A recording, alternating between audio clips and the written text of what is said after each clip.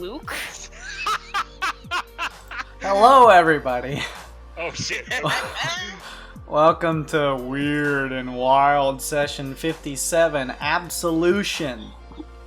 Kyle is out tonight, so all of the names are going to be in different spots, so don't pay attention to that. I'm in the right Kyle's spot. actually the last one. No, Kyle's the last one, so we are all going I was gonna say, I think we should be fine. Yeah. Oh, It looks okay. good on the street. Well, good. I'm Jaso the DM. Hello, everybody. Who else is joining me on this wonderful Friday night besides Kyle? Oh, hello, friends. I'm Bailey. I'm playing Glace Allure, the androgynous Eidolon, College of Glamour Bard. Hey everybody, I'm Luke. I'm playing Aesop, Kinku Blood Hunter, Order of the Lycan, and his alter ego, Subject 22. What's up, guys? My name is Kevin. I play Sun Kong, your apeling bionoid monk following the way of the abundant spirit. Hello, my name's Slim, or Brian, or husband, or whatever, and I'm playing Rinkaz, lizard folk fighter, martial archetype of the gunslinger. Hi everybody, I'm Nick. I play in VD, the half-elf celestial warlock, Pact of the Tome, and I have the greatest familiar of all time, a pseudo-dragon named Jira. Thank you, everybody who is deciding to stop by now or may watch later on our VODs or through YouTube. Thank you, chat_rate. That's a suspicious one.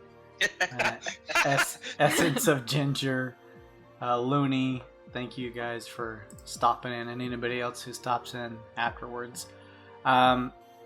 Thank you, Hitman. In between last session and this one, he followed us, so it's very nice of you. Thank you for the follow. Let me just remind you guys that as you watch or follow or interact, you guys are building up Wyrd bit points, and you can use those for all kinds of cool stuff, like buying inspiration for the party or buying them Wyrd bits that they can use to exchange for cash or build cool rooms on the ship. And if you want to play with your stream avatars, there's the extension if you prefer to use it on your phone. Just check that out in chat. You can also use your Wyrd bit points to buy cool little characters that you see like down at the bottom, walking all around like that beautiful rainbow unicorn. We don't have any poll for new avatars just yet. That will be beginning next month, and we'll be revisiting a past poll. So one of the polls from the previous times we've run it, where maybe you voted for a character that didn't make it, you'll have another chance to do so. So look forward to that starting next month. We also, like I've been mentioning, have an upcoming giveaway that'll be next session, and that will be given away within the stream. So you'll need to be here watching, and one lucky viewer will be able to win that. I'll explain those details and stuff next session. Let's see. With that, that's all my housekeeping. Pretty quick and easy out of the way. Let's give you guys some inspiration. Yeah. Can we get out a shout out to the number one Dundee and leader for our 100th session? Thanks for being a DM. Yes, Thank you. Thank you. Yeah, we this is 57, everybody watching the stream, but that is session 57 of the second season. So we had our first season that we didn't stream. It was my first time being a Dungeons and Dragons DM, so I wanted to make sure and get all the shittiness out of the way, which, hey, it's still here, but slightly better in season 2. So this is technically our 100th session, so it's been a lot of fun. I can't believe we're at 100. It doesn't even feel like that. That's crazy. So here's to plenty more. Give me that Shuffle these cards up. You guys grab one of them. Draw one card. Draw. Let's see. I got the same one I had last time. Got that DC save. Woof. I like this one. I'm gonna keep it. Don't Where worry. did it draw to? What are you gonna say, Slim? That it made me draw 2. Oh, Of course it did. Of course. Put it them did. back. Put them back. Put them all back. Start over. I got a Sun Kong card. Well, Start I've got the a whole spell fucking stream DC over. one, so you can have it then. Alright then. What's Nice. going on here? Don't worry about updating your tokens on this screen. Just wait until we move on to the next map. I'm guessing I'm deleting this guy out here. That's fun. No, they're trading. Oh, hold on. I took somebody's any skill check card. Who wants that one? Oh my god. See, this is what you guys do. You just draw. Each of you draw an infinite amount, and then you just look through the entirety of the deck. Oh, and get what you want. Aesop, you want that skill check that's card? literally the one I have right now. Oh, I well already then. have that one. Good. I delete it. La-dee-da. Let's see. Who wants to roll and see? Who wants to give us the recap from last week? I don't. Oh, I recapped last week with a 1. Oh, So you are Oh, technically. big dick. What the little fuck? Oh, let me get my dice. Nick, you are clear and have immunity, and I'm sure probably choose not to roll. So, Sun Should roll. Kong, you should roll, Nick. Do it. Okay. So last time on Weird and Wild, we were dealing with what's his face trying to assimilate Subject 22. X22. This is too X22. confusing. What? It is. I'm sorry. We were trying to stop him because, of course, we know that he has a bomb inside of him, so we don't want that to happen just about yet. We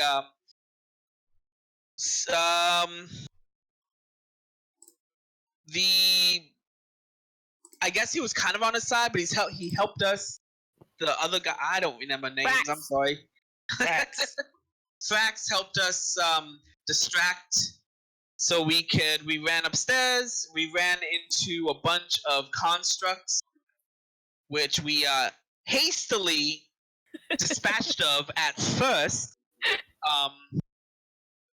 Running to the south to get the second brain, myself and Sun Kong and Feyra entered the bottom room, and then that's when kind of all hell kind of broke loose. The old predator showed up out of nowhere, and Oh.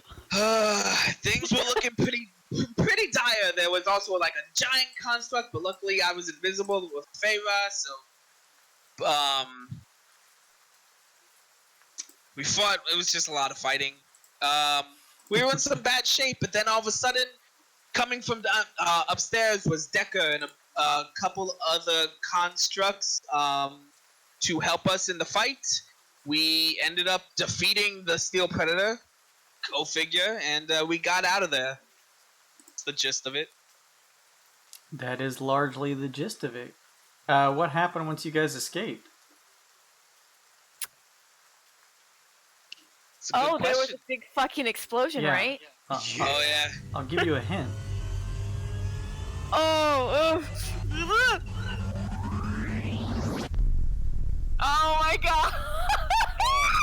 Lovely.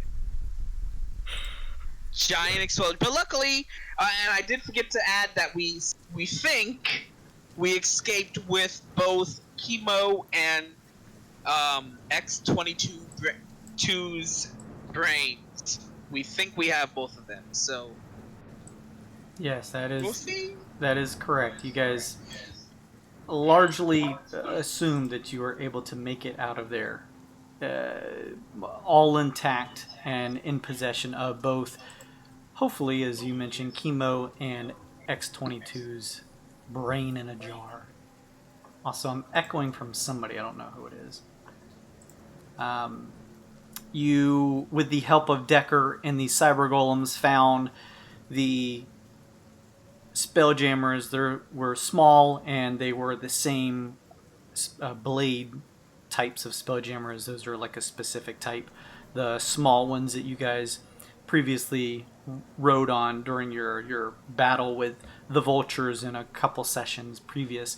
These smaller spelljammers that you guys were able to kind of either get within or jump on top of as they made their way out, piloted by the cyber golems, as the entire area was consumed in a large magical blast as you were being lifted up off the ground and taken to relative safety in the air from the goblin blades, which are these spelljammers.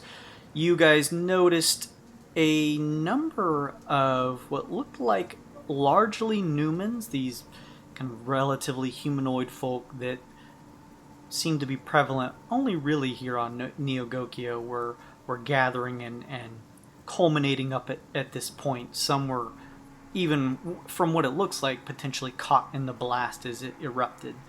As the light of the eruption fades and the initial concussive wave blows against you, there is a pervading sense of just whistling wind that blows through the air as you sort of look onto this. It takes a second for each of your guys' vision to clear, but you now see just a mass crater full of steel and debris that covers a large portion of this area that served as a supply region full of these large steel containers that held different equipment and stuff that was offloaded on this area at the edge of the Neogokian Prime city. Decker had poked his head out and asked what you guys were up to, and you guys were all just sort of happy to be out of there and everything like that. Before we fully jump in, thank you for the recap, Kevin. You find a weird bit in your simian pants. I don't mean to overplay the significance of this, but in episode 100, we have a total of 69 weird bits. Oh, Nice. That's pretty good. That's pretty good.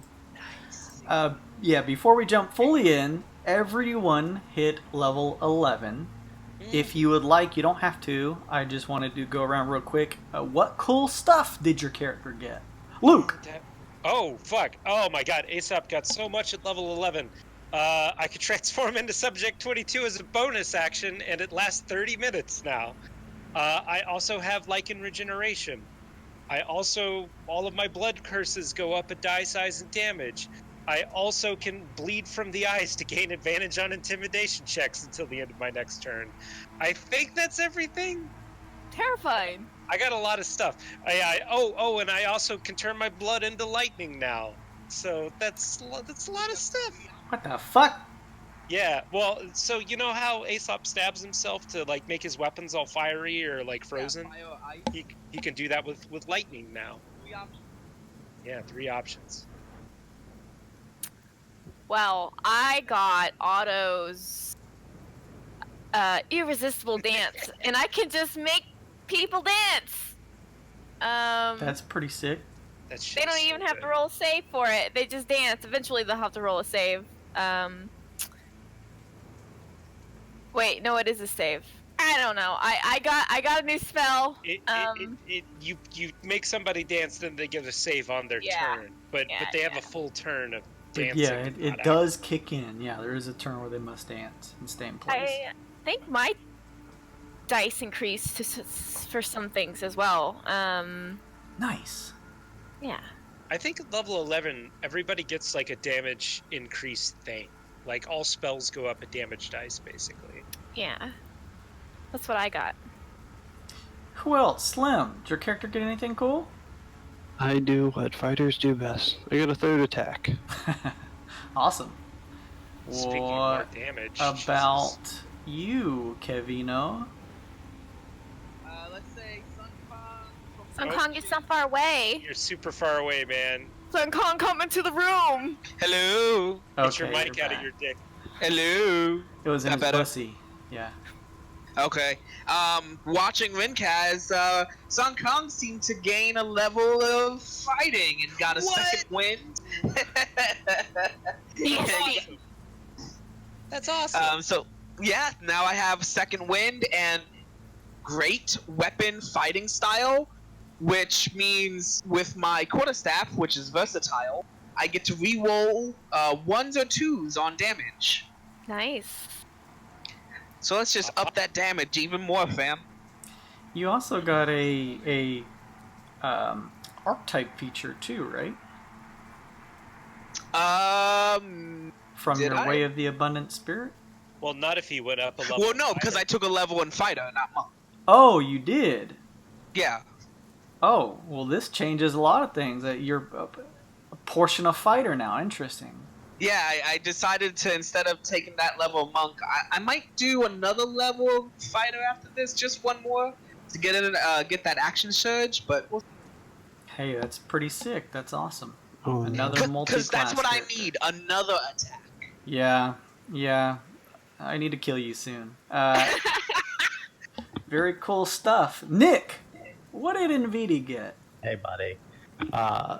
The marquee thing I got would be an extra Eldritch Blast per turn, Hell yeah. which is something I use a lot. I'm getting Pretty an extra awesome. damage dice on Hell yeah. just about every damage spell I have.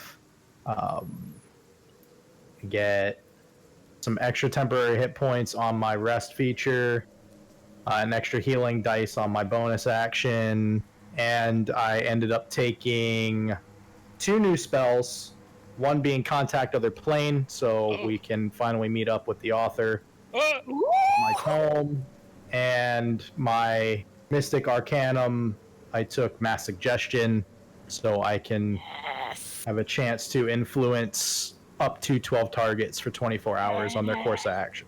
Ooh, daddy. So, each of you divided amongst these 2 blade spelljammers as the rain pelts you. You guys sort of, not kneeling down per se, but just trying to remain relatively low as there's no easy guardrails other than just the side of the ship itself here. With the rain pattering, it makes it a bit slippery. The wind sort of still buffeting off from just the sheer impact of the blast from down below, even as you have made some distance from it now.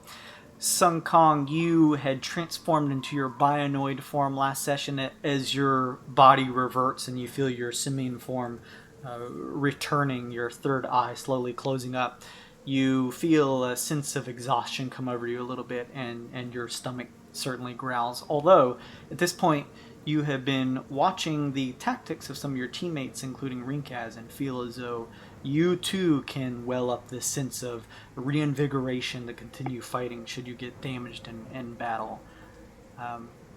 Nice. Glace, as you are watching over, feeling the winds buffet you, a thought jumps into your mind.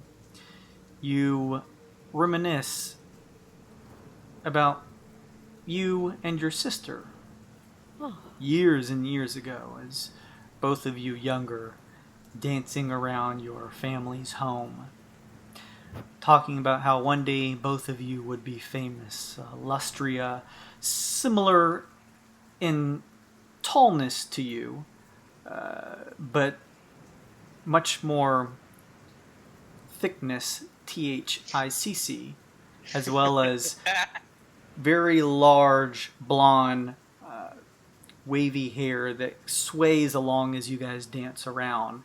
And she certainly has a certain amount of muscle, although not as toned as she is now as you guys are younger. You guys both just dancing around, talking about it. She occasionally showing off her muscles that, as you remember, will grow over time. You remember her mentioning something about overhearing your parents talking about your guys' ancestry. She kind of looks distant past you as you guys stop dancing for a moment. And she chuckles, saying that she'll probably tell you later, and you guys continue dancing. It's a nice thought, and as you remember your elegant dances, you feel as though with the knowledge you have now, you can weave that into your magical repertoire, giving you access to Otto's irresistible dance. Yes. Rinkaz, you feel stronger after all of these battles, and you certainly feel a little sense of pride well up within you, seeing that after this constant struggle to defend yourselves from this steel predator, you were the one able to finally put an end to it.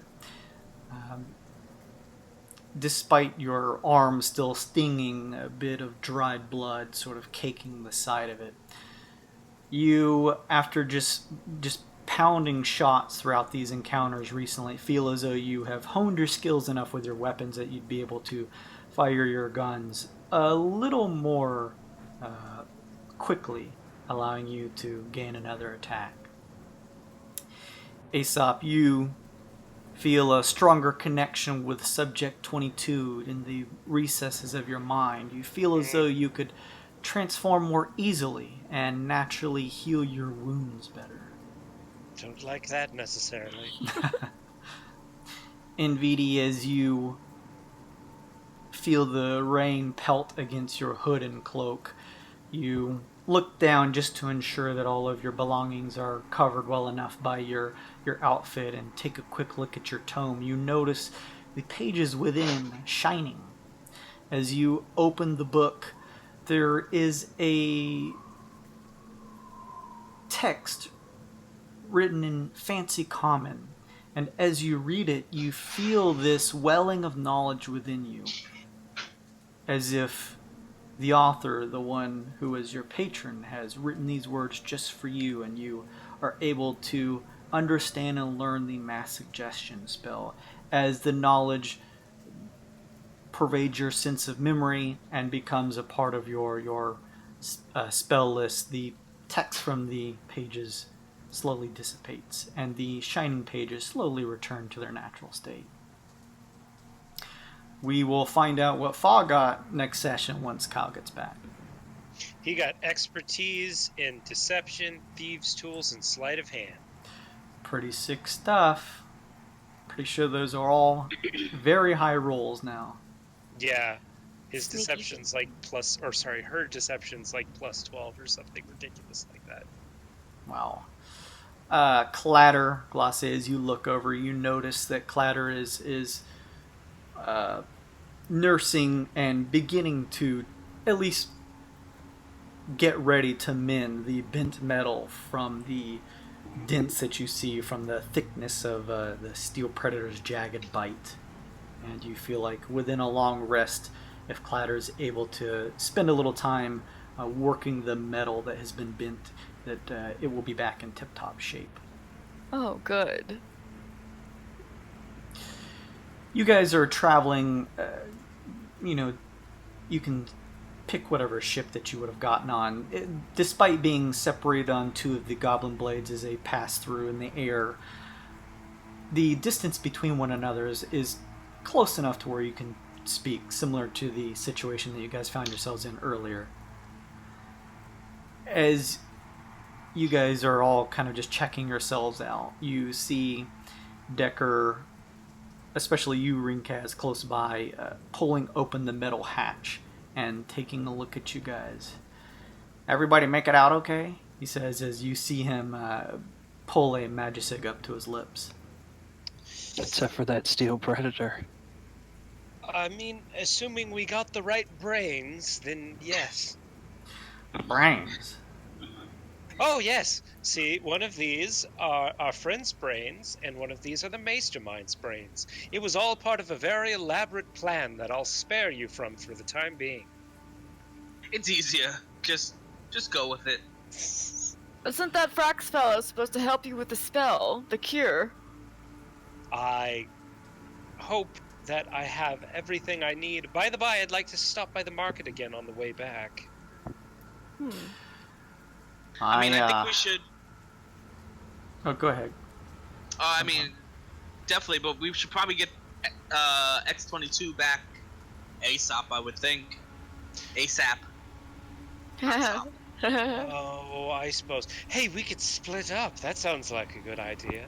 I don't know if that... I mean, considering we just set off a bomb in the city...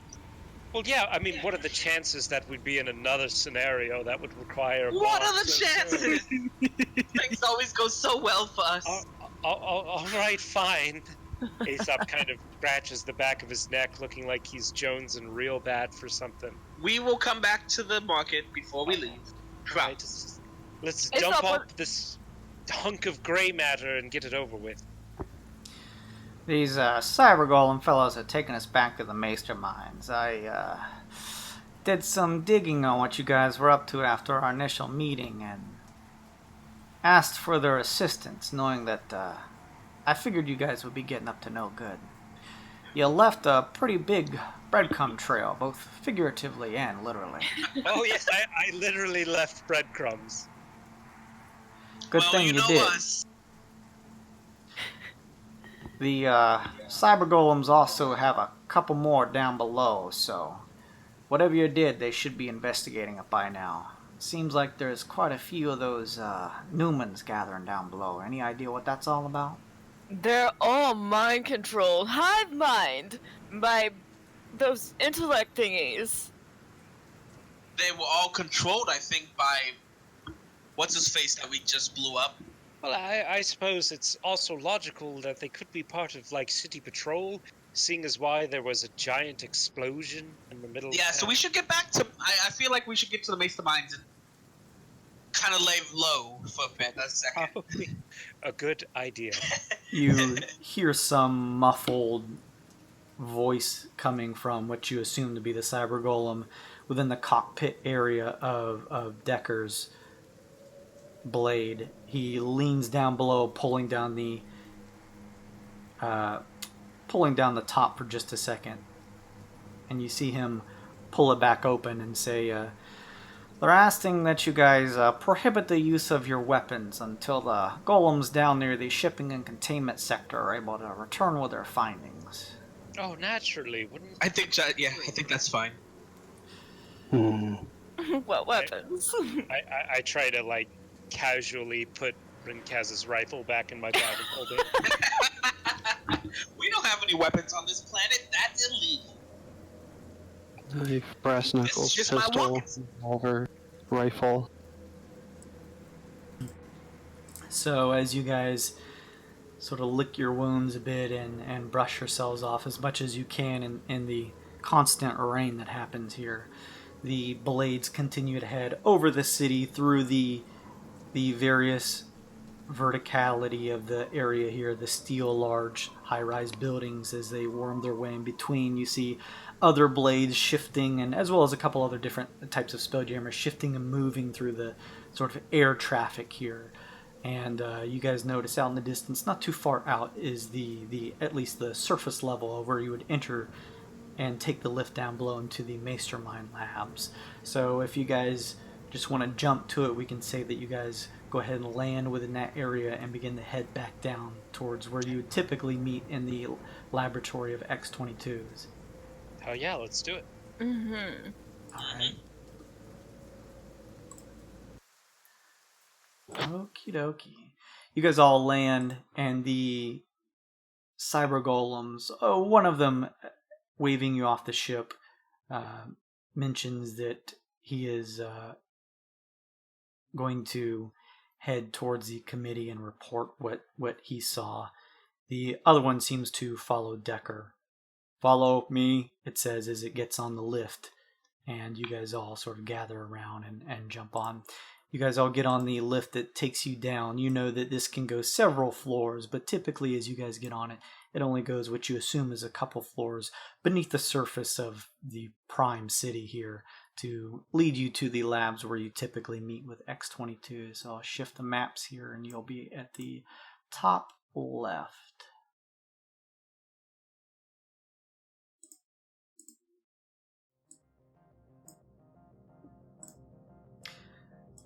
As the lift arrives, everyone in tow, including Decker and the remaining cyber golem, you guys notice that over near one of the areas that you saw previously where X-22 was doing some various what you guys assume is adjustments to one of these cyber golems in this metal tube, you see a familiar face of Quabar, who you'd met with before and was one of the Mastermind committee members who took a look at Kui.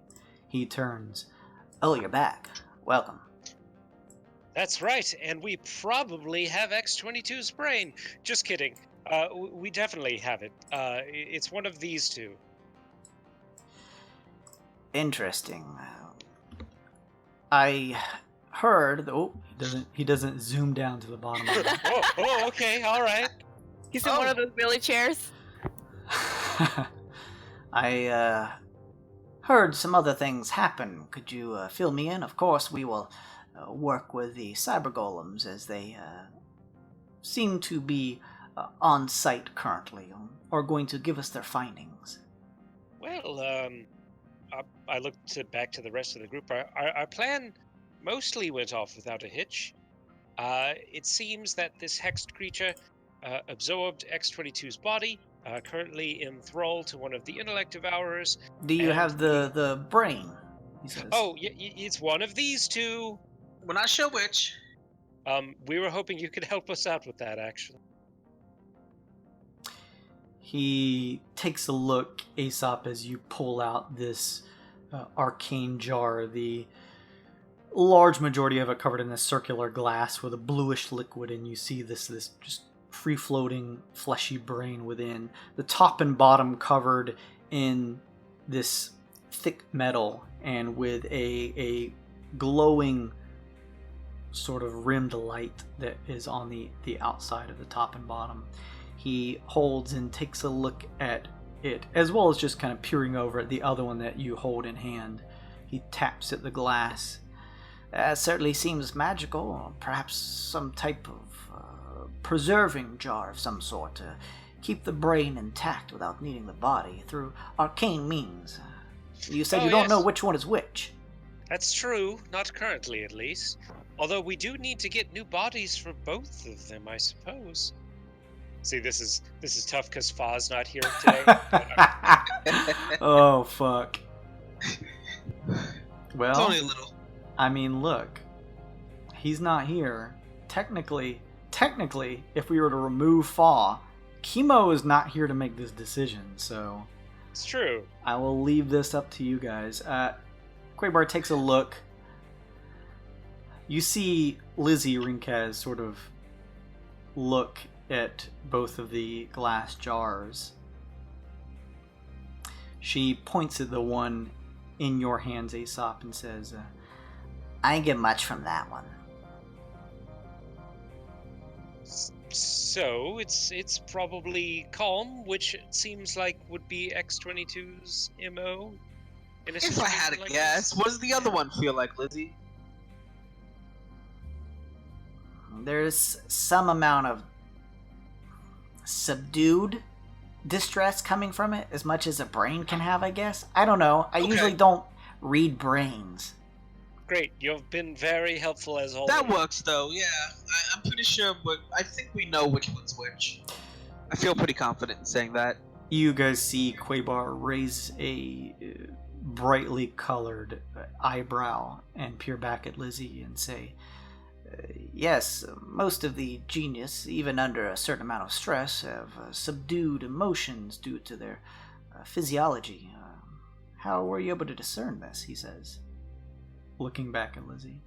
She's a really good read of character, Aesop interrupts whatever Lizzie was about to blurt out. Yeah, I'm real insightful. Yeah, Yes. very smart. Yeah, that too. An empath, you could say, and let's just leave it at that. Quaybar kind of turns his head and shrugs a little bit. Well, you've gotten this far. I suppose I should take your word to some extent. This whole matter that you've gone through, the initial reason that you went through this process, mentioning that this group, these vultures, had some type of master and that they had supplanted a decent amount of the community by taking over their minds with the intellect of ours that I was able to see. Yes. Provided this is all true, if you wouldn't mind giving us a few hours to inspect what has happened. And we'll have the cyber golems report back to us. But of course. In the meantime, I assume most of you made it out relatively well. As good as can be, he says, kind of slapping one of the brain jars. Don't. I will switch these with you, Quaybar says, holding out a hand to take the one that you had, Aesop, that has less emotion coming off of it. Sure. He switches. I'll just hold on to this one, and I just say, sorry, Kemo, and I put it into the bag of holding. Allow me some time to gather the needed evidence and have a meeting with the committee. Afterwards, I will reconvene with you all in a few hours. Hopefully you may have some things to patch up or whatever else you need to do, some unfinished business. Oh, yes. I will see what I can do. We may not be able to offer any particular monetary reward, though we may be able to requisition some things for you. But first, let me make sure everything is above the board. I'd be willing to put my 2 cents in, Decker says. Ooh. Very well, I will also take your findings as well, sir, he says. Come with me, both you and the cyber golem. All the rest of you, you're welcome to rest within the quarters here, provided you don't touch anything. Please prohibit the use of any of your weapons in the time being, and in the meantime, meet back here within a few hours at this spot, and we shall see what you have discovered. Okay. Who'd like to come with me and discover a cure for the Kinku people? Well, That considering sounds... Go ahead. Oh no, that sounds amazing! Considering everything we've been through, I'm not gonna miss this. I mean, I'm just transcribing it. It'll take much, much longer than a couple of hours to get everything synthesized, I'm sure. Assuming I didn't get screwed over by Frax. Koibar and the others just get on the lift and begin to head out so that they can convene with the committee as you guys have this conversation. Do you think we can pick up Rek's shell and see if we can pop that knowledge shard in and get getting the cure on Rek? That's a good idea. Does that make sense, Jason? Yeah, well, you guys would know that at this point in time, from Build-A-Bot is probably done putting the finishing touches on fixing the shell. And you guys, Perfect. through a very lucky roll on Nvidi's part, have a new knowledge shard, despite your previous one getting crushed. So, yeah, you guys know that there's no real, as far as you know, no real limit to how much you can record, so yeah. Yes, backup copies upon backup copies if necessary. Let's go. Yes. All right. If you guys want to go ahead and update these tokens, these are the ones I'm going to use to move to whatever next map. So, in the meantime, I'm assuming Aesop, along with whomever else would like to follow, is probably going to head back to the market area. Yeah, it's 250 for a detect thought scroll. Okay. And I got I'll it. go. I'll go to Builda. Okay. And VD Ringkaz? I think I'll go with Aesop. Okay. Oh, yes. The more guards I have, the better. We're dealing with the fate of a race of people here. What about you and VD? Okay, we have half and half here. Seems like it. Yeah. Glace seems to be heading off towards Build-A-Bot to recover the fixed shell of Rek, the recording device that you guys have. Okay, yeah, I'll go there. Okay, so NVD follows along with Lizzie. Glace, you, NVD, and Lizzie head over to Builda's. She has the device all fixed up for you, and I'm pretty sure you guys paid up front to have it fixed. I think so. I think we even got a tip. Yeah. So For a tip. she shows Plus it she off. gets advertisement. Yeah, don't That's forget right. to record an ad for her. Mhm. She is happy, and I'm sure gets with you to record some type of ad. As seeing as NVIDIA is there with the knowledge shard, you plug it in. Is there anything in particular you say to showcase off her work? I want to do a performance. I want to make music happen and stuff like that with my enthralling performance. You make her do Otto's irresistible dance. Give me a performance check as you inserting the knowledge shard into the shell. You flip the arcane switch in the back and watch as the device lifts up off the ground and begins to focus in on you and Builda in the interior of Build-A-Bot's shop. Can I assist with A prestidigitation? natural 20. It's Alright, a never natural. Well. Shit. Yes. The NVD. total's 57. Yeah, just yeah. What's the total out of curiosity? A 33. Oh, fuck. It's the best fucking ad ever. like a Super Bowl ad. You watch as Bilda's eyes light up from the sheer excitement as you, with exuberance, dance around Bildabot's, sort of remembering the memory that came to you during your time on the blade. And the wreck shifts, gleaming and sparkling now that it has been not only fixed but also polished pretty well by Bilda, and shoots around, showing off the eccentricities of her and her shop. And she points at the camera, if you will, towards the end of Wreck, and gives a thumbs up and gives a plug for her shop. You feel like you've done an amazing job, and this is a great start to a new episode or new string of great episodes of Wyrd and Wyld that will pervade the Twixt. I grab Rec and I look directly into it and I wink and I turn it off. Bilda thanks you very kindly and is extremely happy and welcomes you and Inviti back anytime you guys would like. Yay! As you guys finish that up, Aesop, you, Rinkaz, Sun Kong head over to the marketplace. It's rainy and dark from the ever-looming overcast that surrounds the large majority of the entirety of Neogokyo. This time, though, interestingly, you see no, at least using your passive senses, you don't really notice anyone out of the corner of your eyes peering at you or anything suspicious. No looming creatures on rooftops or anything like that as you make your way over to the marketplace. And Aesop... That's because they're all invisible. You're able to faw in tow along with you guys, we'll say. You're able to head to the marketplace and go ahead and buy the, I believe, detect thoughts, was that it? Yeah.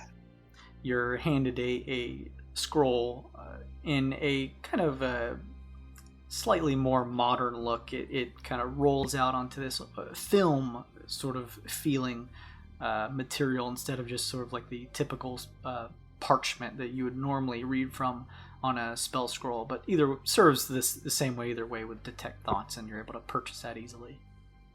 Fantastic. I'll wait for Glace to get around with Rec. Okay, so you two finish up and are able to reconvene at wherever you'd like. Oh, I didn't think about where. You guys all have your earrings of communication within your ears in the shape of a snake curling around your ears so you guys can communicate. I'm going to be honest, I don't feel comfortable doing it in the market or at the Meister mines. Well, why don't we just go back to our ship? I guess we have a few hours, don't we? Yeah, Jason, can we go back to the ship? Sure. You guys, knowing that you have a few hours to kill, decide that it may be better off just out of pure safety to head back in the relative privacy of your own ship. You head back close to the area of the Meister mines that serves as the laboratory, and next to it is the large open area where spelljammers typically land and leave the prime city here.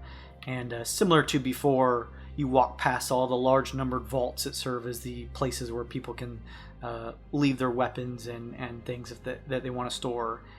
You see a number of cyber golems helping spelljammers to come in and land in designated spots and leave, sort of like air traffic controllers. And you guys work your way over to the geodesic ship that hovers in the air, everyone placing a palm on the crystal communicator. You feel the flash of light as each of you find yourselves back on your ship. Hang on just a second. It always feels so good to be back on this ship.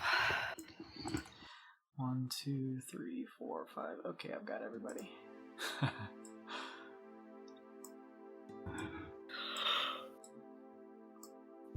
All right.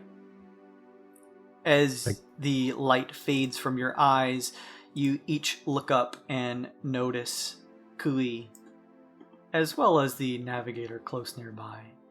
You, Aesop, notice Hush, kind of relaxing but excited to see, as if waiting on you guys to return from your dangerous mission that she knew you guys were going to be embarking on here. Of course we'd all come back in one piece as well. She runs over and gives you a big hug. Kui turns, kind of moving her head away from the sort of half-translucent navigational globes and stuff that are displayed in front of her, and says, "Welcome back, everybody," with a relatively warm smile. Well, it's just a short pit stop, but it's an important one. Glace, do you have that wreck ready to go? I sure do. Hush. I think this is it. I think that crazy bastard did it. And she quickly wipes away on her chalkboard and writes down and turns and says, "You got it?" with a question mark. I kind of shrug and then nod, like as if I'm unsure but hopeful. You see her feathers sort of fluff up a little bit in anticipation, and she is happy to kind of join you. She wipes away her chalkboard and writes down quickly, "Any way I can help," with a little drawn thumbs up. I write or communicate in some way. We're just doing the transcription right now, but I'll need your help for synthesizing. She nods quickly. Okay. All right. You know, it's funny to think about, really. This is how Melody and I started. You know, it's Kinku's is, you know, we can only mimic normally, right? And we don't have wings. But did you know the biggest part of our curse is we're incapable of creative thought. Every time we have to come up with a solution to something, we have to cobble together something from someone else. It's kind of like what I'm doing here. I'm taking years of research. It's not just me, I guess, is what I'm saying. Do you wanna Give it a shot. go over and give him a hug and say, I'm sure she'd be proud regardless. I think so. When we were just starting out, you know, we just spent hours researching. We're standing on the backs of giants here.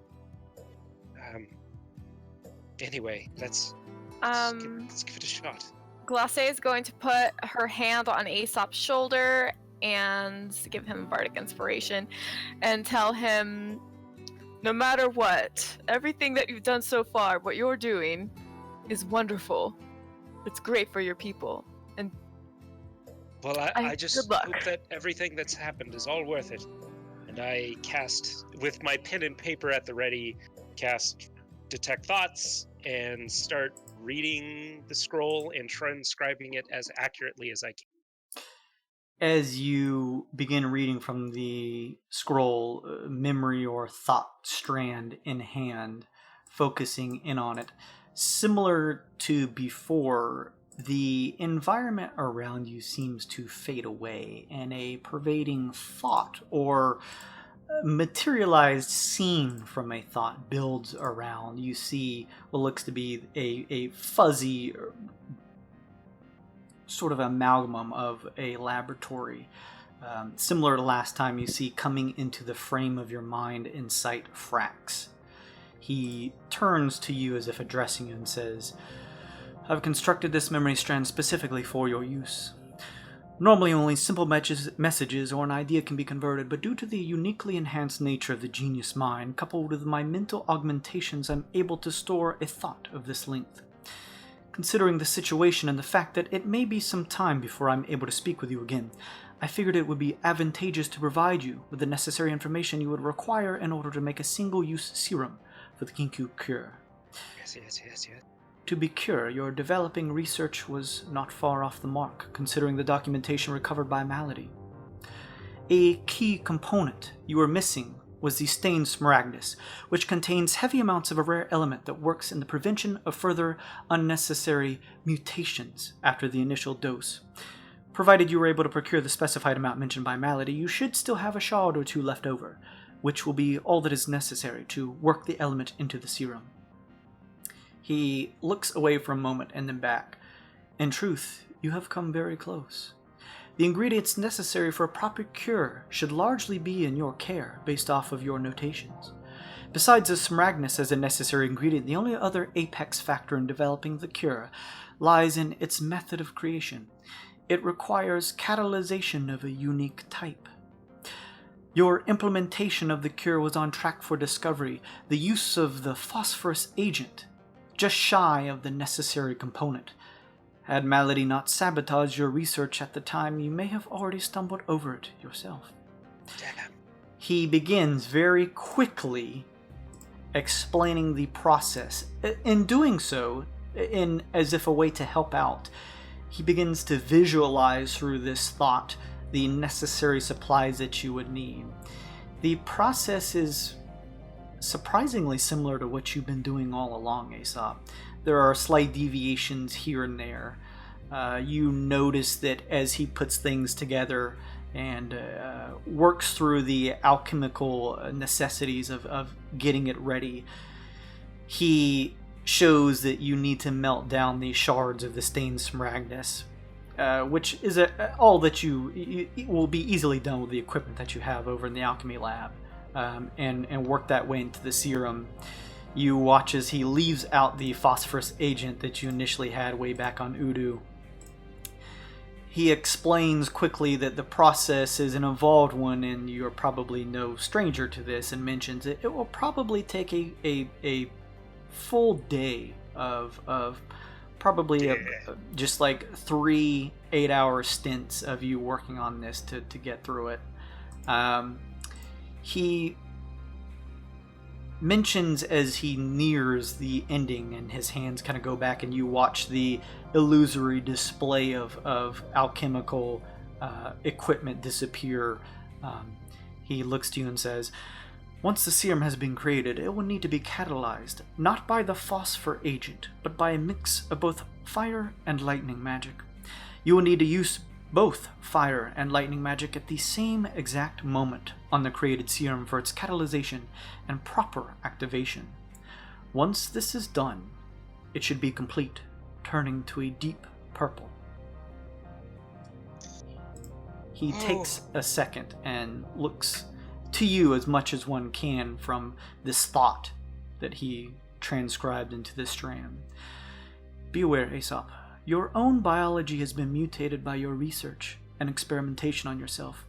Should you drink the serum, you will undoubtedly be cured, the effect taking hold immediately. You already have your own voice, but in addition, physical wings will return. More importantly, a burst of creative logistic thinking will develop within your own mind. You will be unlocking your full potential. Also, understand that besides these additions, this smaragdus will prevent further unwanted full conversion mutations, i.e. the subject 22 that your papers suggested. Be mindful of which form you are in upon ingestion of the cure, as it will completely Jason! neutralize the other. Jason! Prepare yourself, he says. Jason! Why? Roll a new character.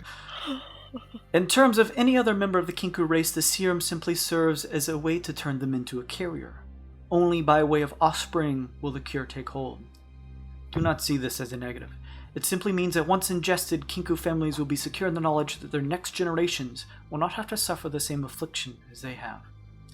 Do not feed the serum to any other race than the Kinku, as it will be highly toxic to them. He scratches a bit at the side of the head plate that rests on his head. Melody was a means to an end. I required some of the smaragdus for my own research, as you've seen. However, her emotional state was volatile at best. Her thirst for vengeance clouded her actions and more than likely had a hand in her eventual downfall. I would not normally give out this amount of scientific information. However, I must admit that for a non-genius, I'm impressed by the amount of progress you have made. Your work precedes you. Do not let the losses of your past color your attitude toward your work.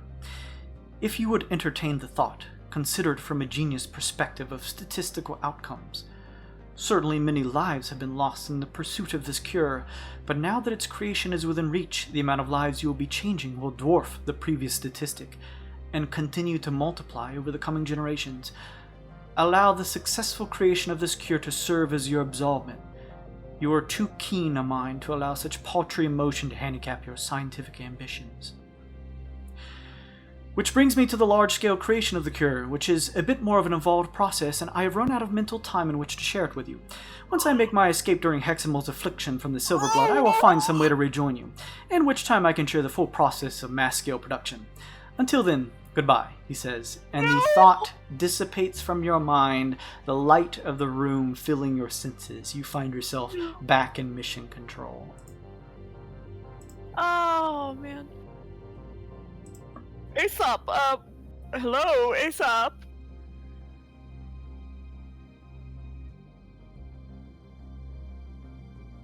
No. Is it gonna work? It wasn't the full thing. What? What? Huh? What was it? It was just a fucking message. Oh, no. He told me after we finished with Hex, we would meet back up for the full cure. Oh, and he blew up. But whoa, maybe he's elsewhere. Maybe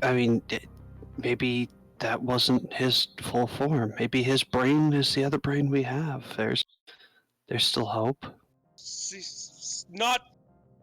That's not right.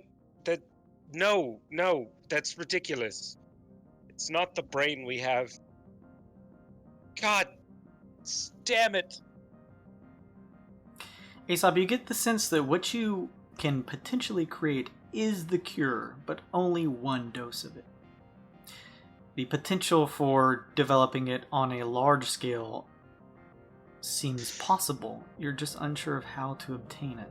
It's possible. It's possible. I can help myself. But that's it. There's nothing else after that.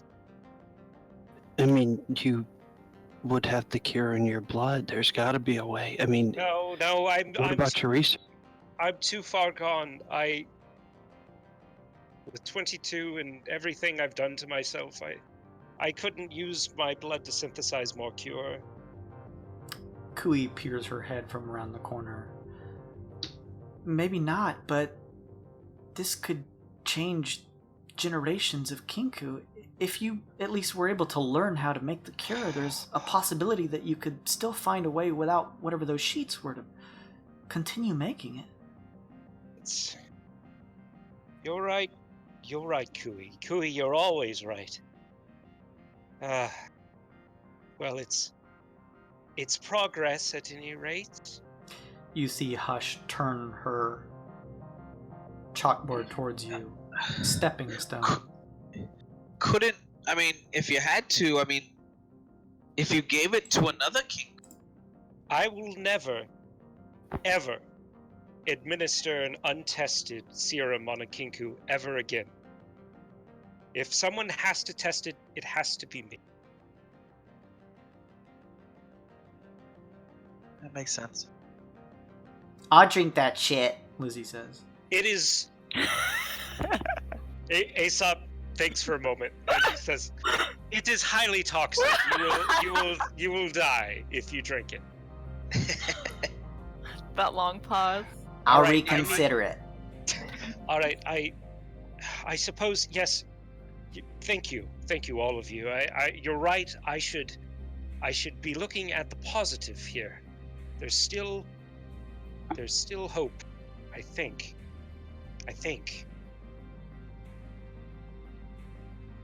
All right. I have what I need. Hush wipes from her chalkboard and turns it to you. It says, "It's okay if we don't have a lot of it. We now know the cure," and she has underlined it. I just kind of give her a fatherly pat on the shoulder and a nod. Hey, knowing that it's possible is something. Oh, sweet monkey, I always knew it was possible. I wouldn't have started working if it was impossible. But, I admit, this is not the ideal scenario that I wanted. Well, But, it doesn't have to be over. That's right, and it won't be, because progress marches forward. Hush is right. This is a stepping stone. Kui's right. I shouldn't give up hope. You're all right for supporting me. Thank you so much for putting up with me and my friend over these past few months. Your daughter just wants her wings, bitch. And she will get them. We will all fly once more. I know it. So what's the cure gonna do to you? Well, first and foremost, permanent wings. So I don't know if that means I can summon 4 wings. That's kind of crazy to think about. I guess it would be, wouldn't it? Well, more importantly, I need Nvidi's help to finish it. It has to be synthesized with fire and electricity at the same time. I can only provide one, but not the other. Oh, I got something that could help you. Something preferably controlled and not volatile. Remember, I only have one fucking shot at this, Rinkaz. I hand him a bottle of fire breathing and No. a lighter. I Well, technically, that might work, but I don't know, Nvidi, what do you say? You want to help me run some experiments? The fate of the entirety of the Kinku race! Ooh. No pressure. No pressure. Yeah, no pressure. Well, at least my strong suit was labs. I'm happy to help you out. All You right, see then. Hush holding up "It's true" on her chalkboard. It's about the only thing I could do right. All right, then. He was good at cultivating. What? Once we wrap up everything with the Meister mines, I will need at least a full day to synthesize this. And when I take it, I have to be Aesop. Do you all understand? I have to be What do you mean? Aesop. Whoa. Wait a minute, there were moments that 22 just took hold of you back on Scourge. Do you think that... I just know that I need to be Aesop when it happens. The cure takes hold, all of the splitting of the lycanthropy vector. Whoever has the stronger ego at the time will consume the other completely. Well, If why don't not- we make sure you're calm? It's good sedative, maybe? I don't know. Is there a way to, I mean, not that you would want to, extract anything from 22 to let him live on? I think I have an idea for that, actually. I don't think... No, never mind. We'll cross that bridge when we come to it. Point being, if the cure works, I will be smarter, sharper, but I won't have 22's acumen when it comes to, standing toe-to-toe in a fight. I'm not going to be as strong or as fast or as resilient. I certainly won't be able to take a punch like I used to. But, hopefully not having to devote mental energy to keep him under control will make up for it. Yeah, I mean, you're still good. You're not 22. You don't need 22, I guess. It will be weird, but I'll put it this way: I'll need to use my cane for actually walking. oh, Just using it for style. Well, you'll just be a normal Kinku father at that point then. I guess that's all right. I was just getting used to those claw marks, too. Oh, Nvidi, I know you are not going to miss my friend. He seemed nice, in a way. If you need some help, I think Triple D might be able to help. He's a mixologist. No! Flame shirts are not fire! They can't be used for what I need it for. We'll get you a Flavor Town, though. I walk over to Nvidi and say, "Thank you, good boy. I look forward to work toiling with you." Likewise. Well, what is everyone staring at? We have... Hey, do you guys need me anymore? Or No! let me ask this. Are you guys gonna do anything with that brain that you got? Yes. Oh, well, yes. Oh. Alright. Hey. Would you let me out for a little while? I think I've deserved it. I've been a good girl. She really does deserve it, and there's lots of Newmans that we could probably... And we do appreciate her help here. 1 hour, young lady. That's perfectly fine. 1 hour. I hope we're not making a mistake. What is it that you do exactly? I drain them of nearly all of their energy, leaving them in a stupid stupor. What kind of people do you look for? No, anyone that I could take advantage of. You know what? I'm not gonna ask any more questions. You helped us. It's get better out. that way. Yeah. Look, this guy over here transforms into a monster and sometimes tries to kill you. It's okay if I suck some emotional energy from somebody. You go suck that energy, girl. I'm not asking any more questions. Sounds good. Bye. She says, slapping the crystal communicator and disappearing. She had a point there. That's a good. She point. did. She's very smart. All right. What now, guys? I suppose we'll check back in with the masterminds, right? Yeah, I want to give Rek. I want to sit down with Rek and Fa and tell the tale of the hex tale, and I want to interview my team members as well to give it like a documentary feel.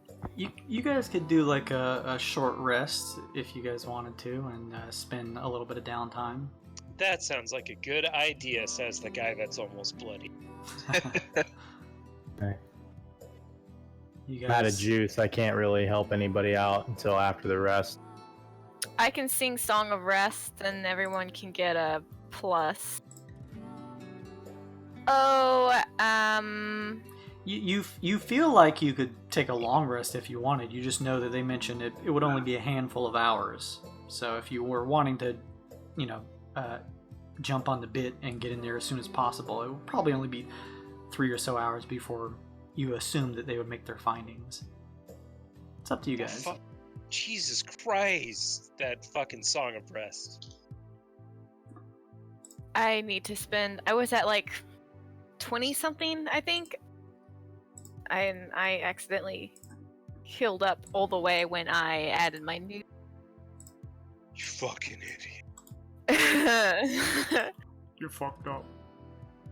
Let me see. I'll take Are we staying an hour or longer? I mean, that's a short rest. An hour. Unless you Just need an hour to then? stay Okay. longer. Unless you Yeah. No, that's stay fine. longer. If we're doing short rest, then everybody will be able to claim 10 temporary hit points from God, me. that is the best. And I get 16 now because I leveled up in Warlock. Fucking short rest ability in the game. So Can I take my short rest in the meditation pool? Sure.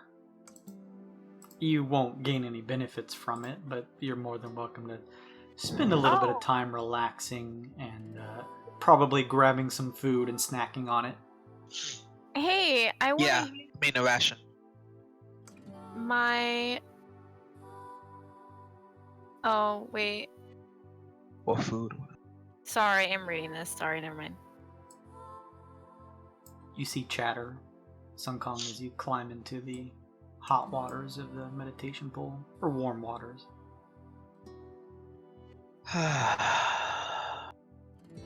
He has his eyes closed and appears to be sleeping, enjoying the water that's about up to his chest. I picture him just sort of floating around on top of the water. Yeah. He at some point his head sort of lifts off or falls from the side, and he just sort of floats. He's like one of those monkeys like you see out in the like Arctic in the hot springs. That's him. Yeah. I have my arms draped over the edge and it's just sort of loose, otherwise just letting my body float.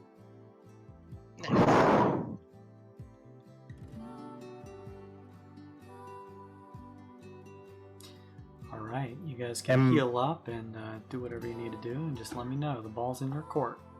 Okay, on a short rest, am I able to recover and do a ritual? I mean, we can take the 10 extra minutes. It's not like we have a strict time limit. I don't technically need Jira back, but That's he did poof, so. That's what I was mentioning. So you guys know that in probably 3 or 4 hours everything will be ready for you, but there's no rush to do it, other than just seeing what rewards they may have and learning about some potential solutions for the brain in the jar chemo that you guys currently have. Yeah, all Aesop does is prepare the alchemy room for when we get back. Okay. Aesop heads off with Hush, and they begin setting up their preparations for what will be a pretty involved day of attempting to craft this cure that you now have the knowledge of how to do, Aesop. At the very least, knowing that the strand given to you does in fact have a message that contained the potential cure in mind. Next to you and Vidi, Jira pops back up and climbs up on your shoulder. Hey, buddy. Thanks for your help. Oh.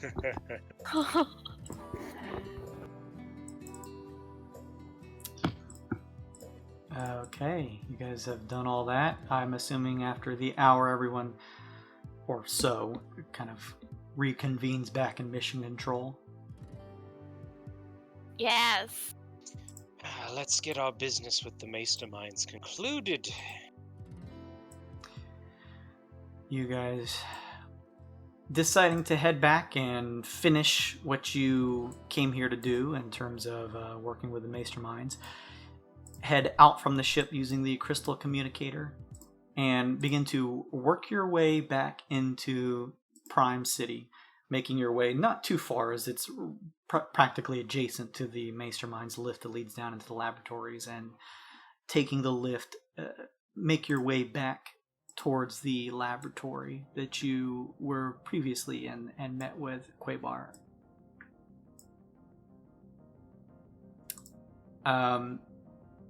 You guys can edit your HP here. I don't have your tokens with the edited HP you guys just did. Wow. Don't worry about it. I'm Yeah, not. right. Don't worry about it. Nice I'm try, not even dude. worried. Nice No, I'm try. actually worried. As you all reach your destination, the steel lift, the platform coming to a slow, the hum of the electric arcane energies coming to a stop.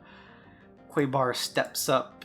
Adjacent to him are two cyber golems and Decker, who as the lift is coming to a stop, Quabar is shaking his head, and Decker seems to be rolling his eyes as he's putting away a majestic. Everyone, you're back. The committee has gone over the findings, and what we've found is particularly interesting. Most of what you said seems to line up. We found quite a number of Newmen wandering aimlessly.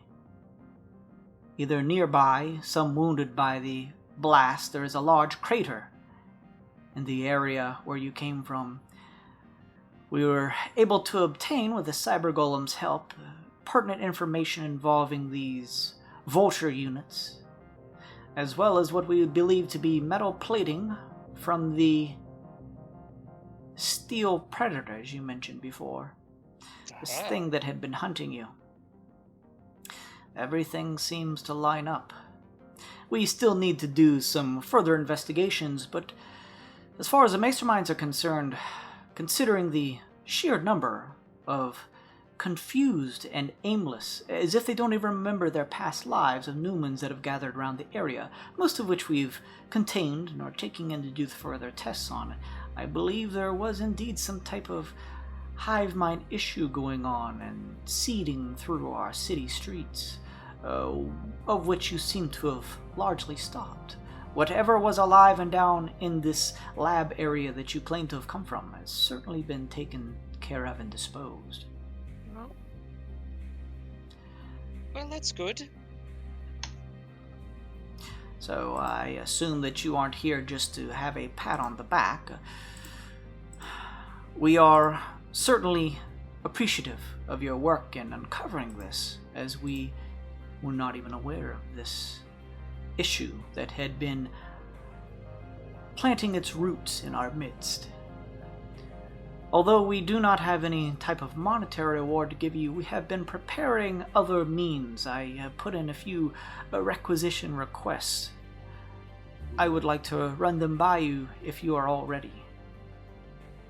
Sure. Yes. Yeah, go ahead. I was able to find one of our testing equipment, he says as he pulls out of his leather bags, holding up a interesting looking, slightly translucent cube. Almost the same size as the communicator gloss, except this one only having 6 faces instead of the 16 to 20 or so that the communicator has. This is a cube of force, he says, handing it out to any of you that are willing to take it. What does it do? It is a interesting item that we have run various tests on. There is a bit of an unpredictable nature within the cube. However, the one holding it can activate it through a certain number of arcane charges throughout the day, with which various effects will happen. I won't go through each of them, but a sit-down and study of the item will certainly allow you to understand its components more. I won't bore you with the details, he says, as he gives you guys a cube of force. Ooh, that's... Okay, all right. Somebody should hold on to that. I've got the last few magic items myself. Let's see, a magic item that has random things. I wouldn't know anybody who would want something random happening to them. I think this is like a recast or fall item, maybe? This feels like a Fa kind of item, or Yeah. I should say a Kyle kind of item. Yeah. Agreed. Cube of Force. Okay, cool. Yeah, let's let him have the Cube of Force. Okay.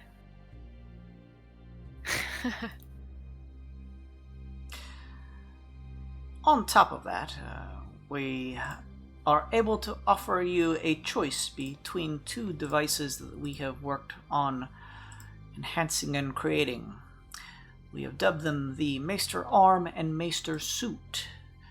The Meister Arm, he says, as he hands out what looks to be a interesting looking, large, steel looking, it kind of reminds you of a bracelet, but it looks like if he was to put it over his arm, it would cover the large majority of his forearm. It's this bulky, interesting looking device that whirs. You see a couple open areas that shine brightly with what looks to be some type of arcane electricity. Quite a interesting innovation that we've developed. You can use this as one's arcane focus and are able to cast spells that one would typically not know or have prepared. He allows you guys to take a look at it and allows you the time to kind of sit down and focus on it so that you can gather the details of it. Ooh. Oh, Let's take a look. oh, it's a museum apparatus. Yeah. Woo! This thing is fucking sick. I know. I've read the campaign this is from. Okay, I'm not gonna say that. I'm not gonna say that this should be given immediately to Nvidi, but kind of that. Let's see what the other one is, though. I'm not gonna lie, Should be given to Nvidi. I'm 100% jealous I'm not a caster. The Mizzets and Izzets are the greatest academy ever, No. lore-wise. I'm in love with them. Sorry. We will need a bit of finalizing on this suit, although it won't take long, but luckily they recovered alloy that came from the Steel Predator has helped us put the finishing touches on one of our more enhanced experimentation suits, or Meister suits as we call it. We typically use these suits for, let's say, more dangerous experiments, and provided one were to potentially see some type of injury or harm come to them, this certainly helps to lessen it. The choice being between the Meister arm that you have, or you could also choose either that, or you could choose the armor, but you can only choose one, he says, and he hands over the Meister suit. You see this interesting looking suit covered in what looks like some type of metal alloy that sticks out at the various pockets and sides of it. Oh fuck. Any critical hit against you becomes a normal hit. Dang! No half damage on strength or con saves against magic. You just take no damage. That's pretty good. Can we just, like, put Clatter inside of it and just have him wreck? No. See, medium or heavy. So this is... I don't think we have any medium or heavy armor-wearing people in the group. We had this problem when we found the Chaos armor all the way back in the day. Well then, I think giving... Cannon arm. Yes, giving Nvidi a possible treasure trove of different spell choices at his command seems like the right choice. here. Yeah, that's sick. I don't know, in character, or out of character. I don't even know how I would explain it. Looking at the sheet, I only have 5th level spell slots. And the DC on it is 10 plus twice the level of the spell slot intended to cast. So the DC would be 20, and I would randomly be casting a 5th level spell, Which could be flames. which may blow everybody up in the entire area. Holy okay, that's a valid point, Nvidi. Holy shit. That may be a toy for Fa instead. Oh yeah, Fa can cast, but then Fa's only going to be casting 1st level stuff. Well, Do we just give everything to this girl we met like yesterday? Well, how about we hold on to it and discuss it? yeah, let's hold on to the museum apparatus. Yes, no need to slap it on anyone's forearm immediately. You may have it, and I will fill out the rest of the procurement with the requisition form, and you can go over it yourselves. There is one more thing. The cube, the Meister arm, as you have just received.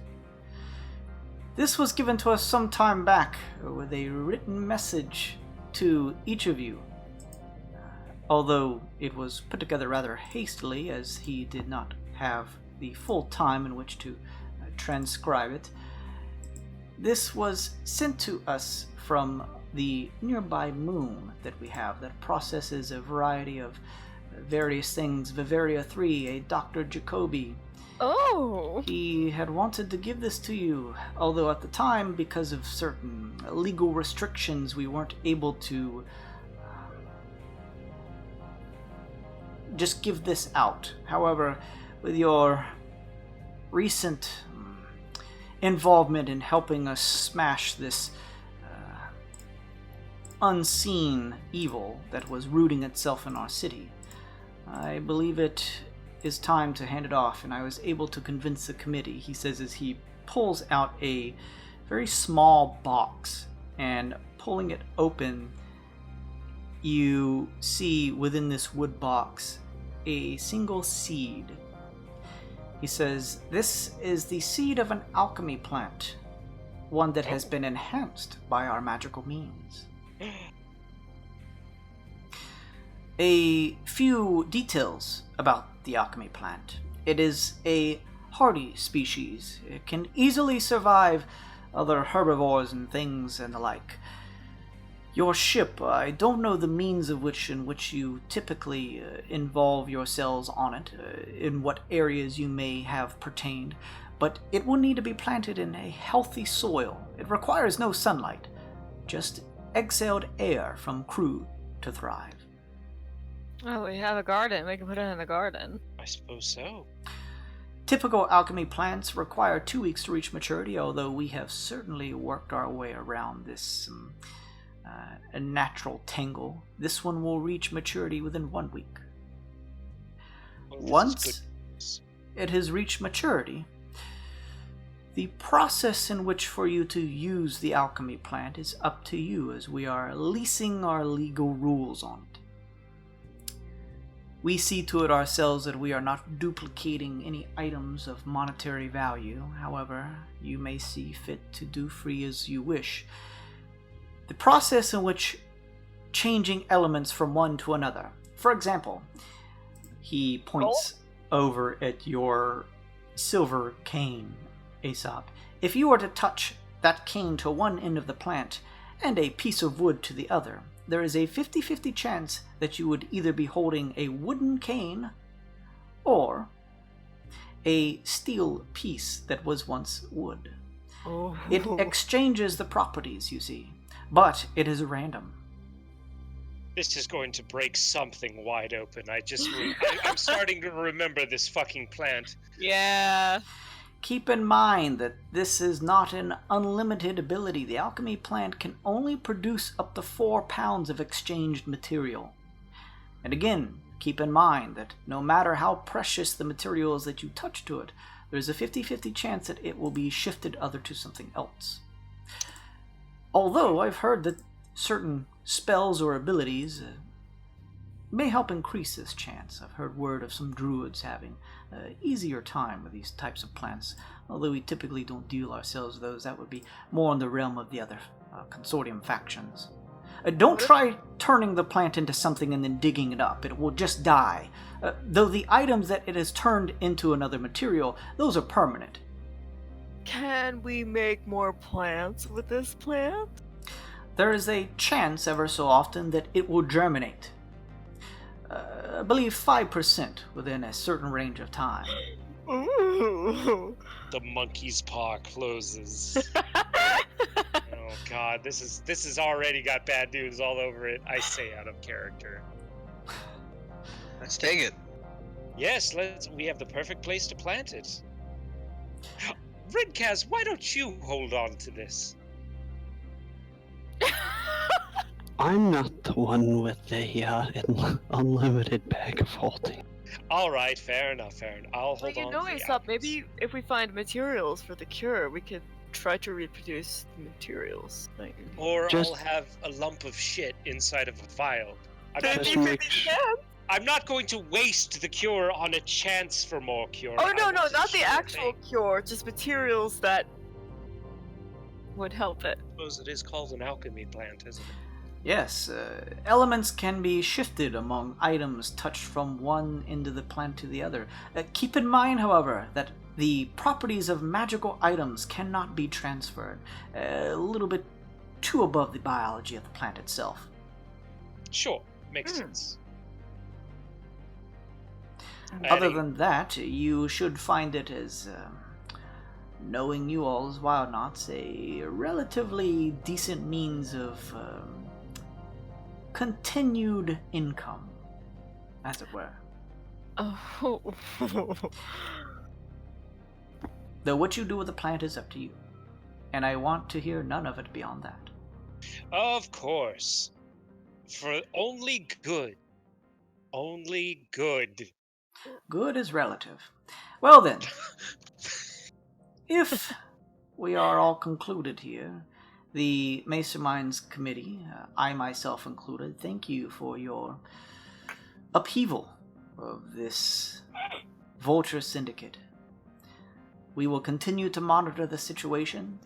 If you wouldn't mind, I understand the situation you found yourselves in after assessing the information provided by the cyber golems, but please keep your weapons at your sides and prohibited throughout the rest of the city in your time here. Other than that, our time here is done. You may continue to stay here and do what you need, otherwise... Oh yes, that brings me to the brains that you have. Yeah, I was about to say, what about the brains? I believe that you gave X-22 an upgrade to his organic form before bringing him as a tool to be used in bringing down the Syndicate, correct? Yep, his eyes. Good, he says. We were not able to provide a large monetary reward for you, but I can at least pay you back for that, he says, holding out a bag of 450 gold pieces. Oh, fantastic. Let's just split that between us. We were also able to confirm that the brain given to us is, in fact, a genius, and more than likely, X-22. Although if it's not, we are not terribly worried. A construction for the construct form of your friend is a possibility, and has been agreed to by the committee, should you want to pursue this avenue. There are some ingredients in which you would need to ascertain for us to create this form for you, the likes of which I can give you now if you'd like. Otherwise, there are certainly plenty of opportunities in the Twixt, of which I'm sure you Wyld Knots will come across in your future endeavors. I leave the option open for a construct form open on the table, however. That sounds like a fine option. Why don't you rattle off all of those ingredients and I will just jot them down? Yes, first off, the payment of the services rendered to construct this form, 2,500 gold pieces. You will need to acquire 2 spell scrolls for us to use in this process. One, a Call Lightning spell. Oh, goodness. It's Frankenstein. The other being an Aura of Life spell. Okay. Finally, you would need to provide to us the materials. We would need 200 pounds of steel.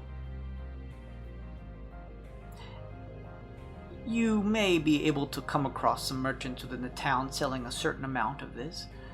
Also, I am relatively sure that there may be spells to help in the acquisition of the steel, should you wish to make it instead of finding it.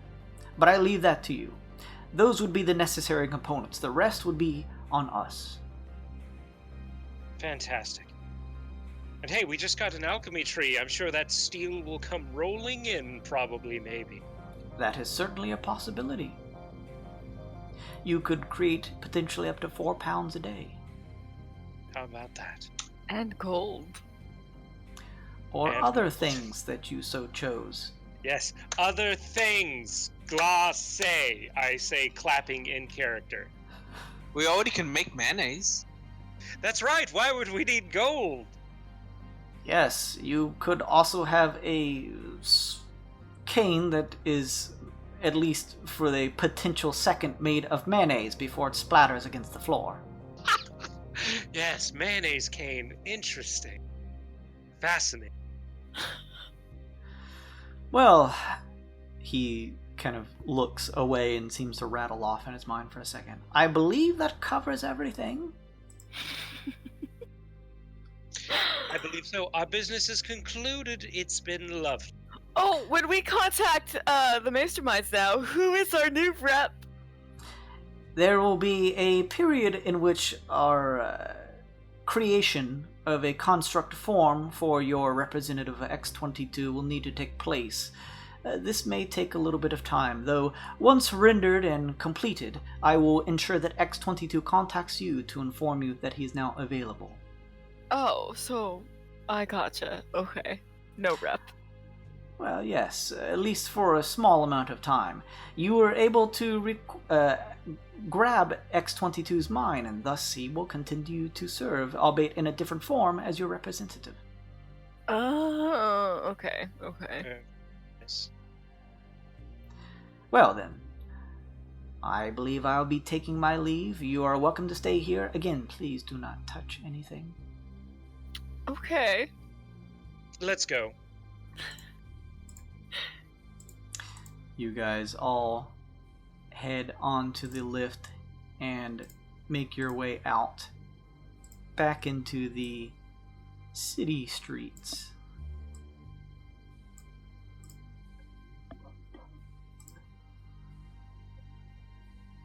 Let's see. Did we have anything else to do here? I need to get my drinks from Triple D. Oh God. Let's get that over Let's with. get that over with. Yes, I couldn't agree more. I look to Aesop and wink and say, I might as well get something useful off this planet. You know, I can't tell if that's just his character or if he actually believes everything that he says. He's fascinating. I like him. Who said something about drinks? Decker says as he follows you guys out, getting off the lift with you. Ooh. I was just saying I know a certain lizard folk that owes you about a carton of magestics and a couple of drinks, perhaps. Well, I did just help to save your guys' asses, sure. I'll go ahead and take you up on that offer, Rinkaz. Oh, I mean, you're a detective. Maybe you can find that lizard folk. And I wait. Yeah, I think I can put my private eye on him, he says with a smug grin. You keep that to yourself, buddy. What is happening right now? What is happening? I capture the sunwreck. And I wink at the camera once again. He follows you guys, so where are you headed to? Flavor Town. Oh God. Yeah, where did we find Triple D? The helping hand, or... Oh, okay. Yes. Yeah, Aesop, if you don't want to go there, the information lady seemed really smart and entertaining. We could go there. Urena? She had a name. That's even better. You are Wow. disgusting. Wow. Goodness. Sounds like we're off to Flavor Town. Yeah, let's just go. Let's just do this, please. I tried. You guys head over to the Helper's Hand, remembering that you had the opportunity with the current cycle of Helper's Hands who were currently there. You had hired Grizdom, who's currently with you. You also had the choice of either Tesla or Triple D. And I paid... Oh, go ahead. I was gonna say, he's got like 3 days worth of payment. Who's this? Grizdom? Triple D. And Grizdom. Grizdom, so you paid him up front? Mm-hmm. Him and Triple D. I told Triple D just to stay there so he didn't get his brain sucked out or anything exploded on him or wherever we were at that point. I didn't want him in combat. As you guys head into the relatively comfy building of the Helper's Hand, magically lit arcane neon sign out with the two hands shaking one another, coin in between them. Stepping in, there is plenty of seating here. As you step up to the counter, Rinkaz, you talk with the attendant, and coming out from the back, you see the face of a very interesting looking character with shades on both the front of his face and another pair behind. Fiery tipped hair, as well as a interesting outfit. Triple D comes out. Whoa, what's up, guys? Hey, Triple D! You guys ready to go down to Flavor Town? Yes, that was Flavor Town, Yeah. honey. Bro, he says, turning to you, Rinkaz. I brewed that nasty brew for you. You're the best. Rinkaz, roll a d18 for me. Hell. 9. 9. No, 14.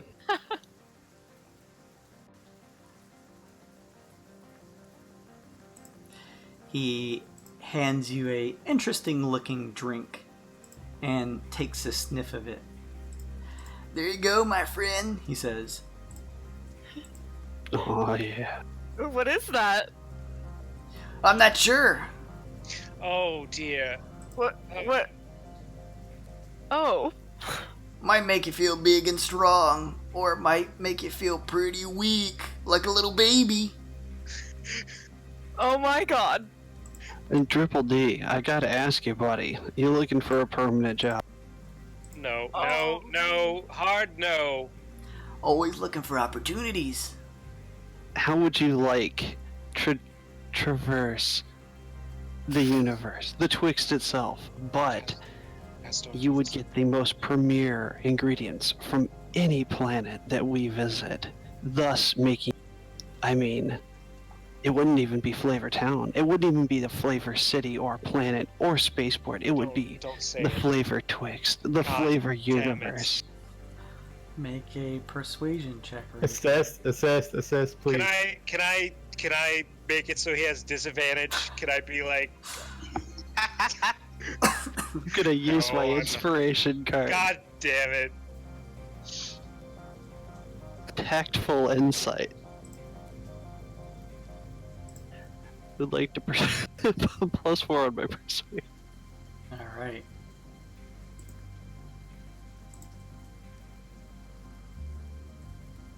Oof. Ah, it's the best I could do. 13 total. He thinks for a second, says, Spreading the Triple D brand. I like it. Maybe I'll roll with you for a couple days, see what I can brew up for you. I'm all for it. Just remember, you only got 24 hours to sip my bodacious brews. You should take it now, Rinkaz. I mean, while we're here. See what You should happens. probably not drink it in here, buddy. Ooh. Just in case, friendo. Alright, the Kaiju brew it is. The kaiju brew. Sick twisted.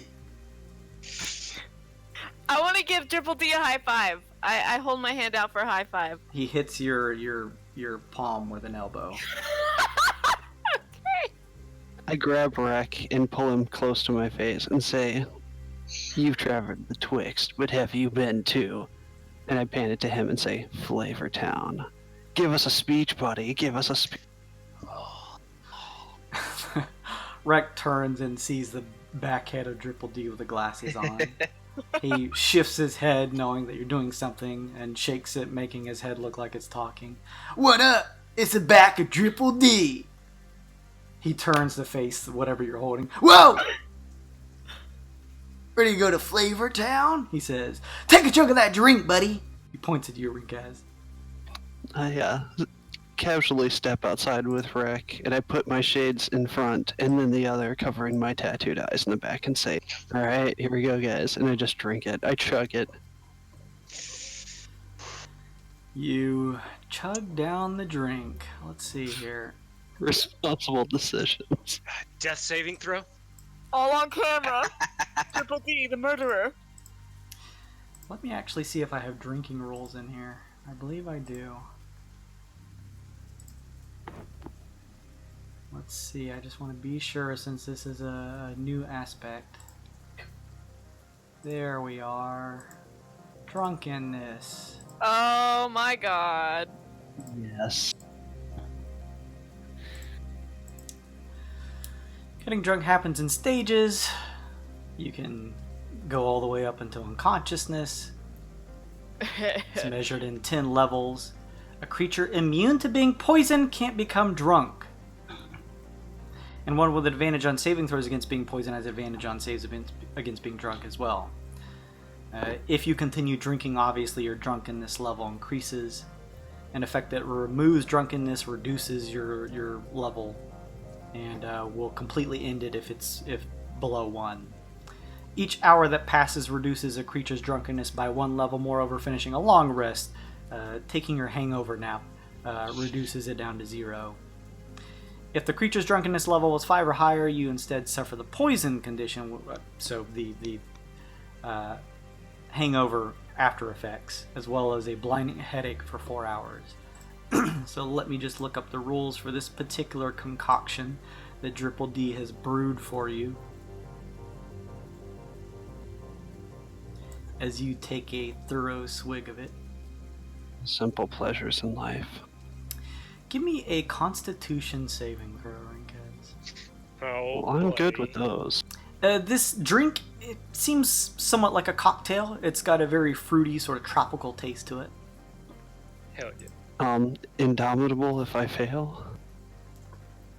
Okay. Oh, is that 11 your save? Yes. You would have failed. Alright, indomitable. 17. You would have failed. All right, so you down this thing. It's got a decent volume to it, so you suffer 1 level of drunkenness. So no harmful effects. You get a pleasant buzz that kind of fills your head.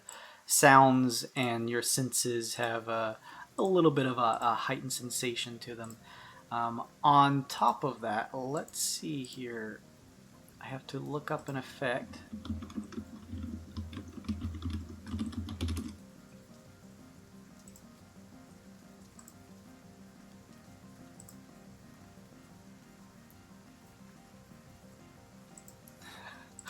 Hang on just a second.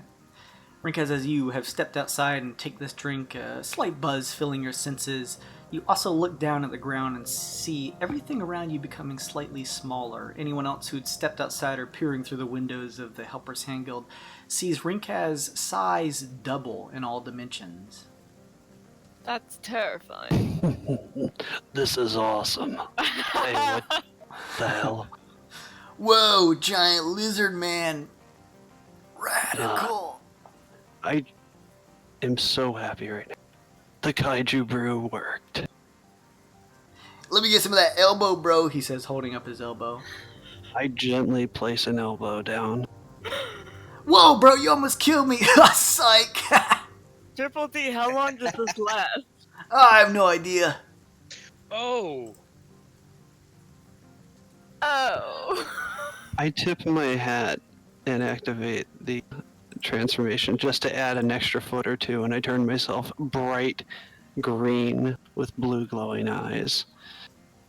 He's like a full-on dragon, bro. Or lizard dragon. Or big-ass lizard. I hate everything that has happened in the last 15 minutes.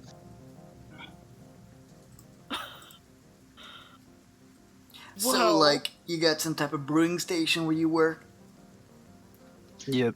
It's Yes, going to be actually. for like the next 24 hours though. No, that's not even the same one. There's a separate one for brewing. Oh, that's right. I, That'll be Yeah, we have a awesome. buoy. Pretty sick. Pretty sick. I think it's time to party and celebrate. He's sick. Grizdon turns towards you, Rinkez, and says, I think with that it's time for me to go. Yeah. Well, You. sorry it was a little crazy, and yeah, I mean, I don't know what else to say, but good luck to you, and I say, Godspeed to him in Draconic, and hand him a couple extra gold. He says, how much gold do you give him? I'll give him 10 extra. Okay. He takes it and kind of places a suited arm or hand on your shoulder and says, it was interesting, but you paid me well, and most of us seem to survive. I'm sorry about your friend, but I hope you find a way to bring him back. Thank you. Good luck, everyone, he says, and he kind of Good gives luck. everyone a wave. Bye, Grizzon. And Foss heads- says something clever. Yeah. Heads back into the helper's hand. It's a good guy.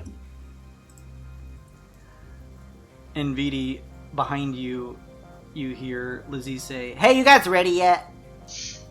Of course. Yes. How was your hour out in the town?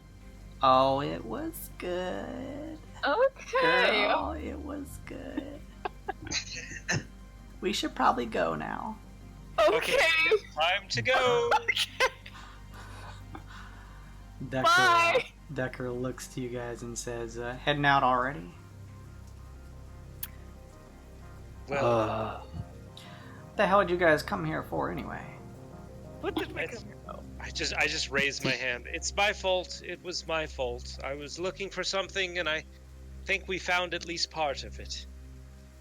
And Kui's having a... I turn off rec for a second. Kui's having a few issues.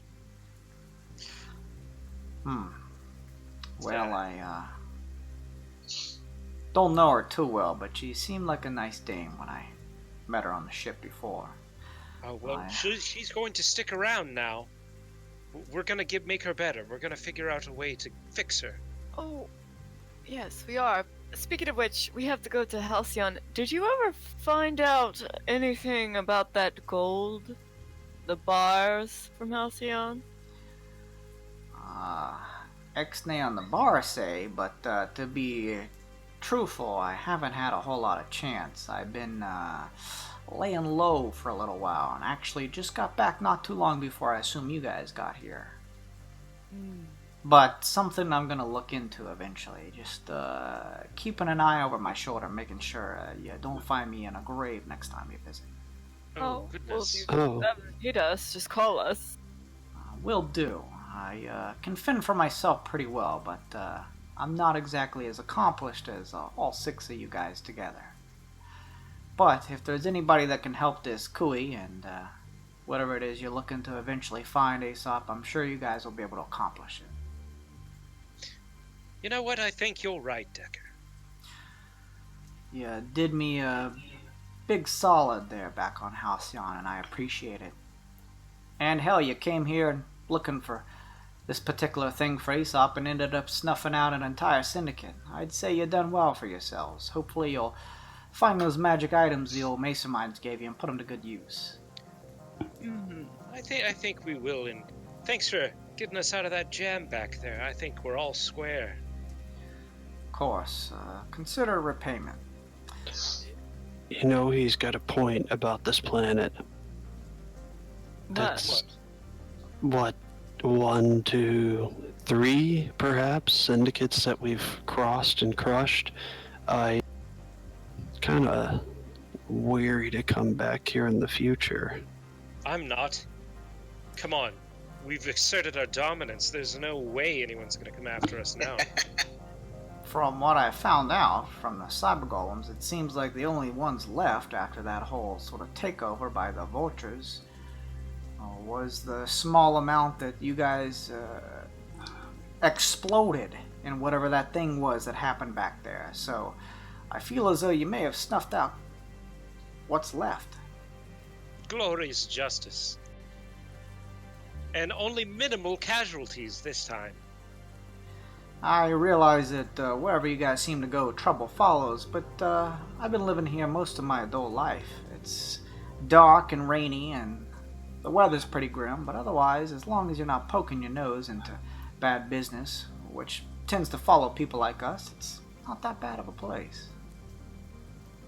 I served my time here, so to speak. It's not that, but we Kinku like dreary places like this. I suppose I can understand that, he says as he takes a puff from his majestic. Thanks for the pack, Rinkaz. No, thank you for saving our tail. Maybe I'll take you guys up on those drinks sometime later, huh? Of course. I think so. In the meantime, take a little time off for yourselves. Recoup. It's good for the mental health and all. But there's Well- still a lot of work to be done. Yeah. Well, good luck with all of you. And come back sometime. Who knows? Maybe we'll cross paths elsewhere. Oof. I hope so. Thanks so much, Decker. You are the best. Of course. And don't think I won't be keeping an eye on you. They got you playing all around in these programmed illusion things. I'll be knowing what you're up to. Right. Alright, he says, slapping you on the back, Rinkaz. Good luck, everybody. I'll be seeing you. Take Bye, care, Decker. Marty. Bye. He sort of flicks up his collars that rise high around him and kind of continues through the night, taking a puff from his cig as he merges back into the crowds around the outside of here of the Helper's Hand Guild. You know, I'm glad nothing happened to him. I mean, I cross my fingers. We don't know what the hell's up in the galaxy, but I hope he's okay. He'll be fine. Look, we've made it this far. Yeah, and he's made it out of tougher scraps than this.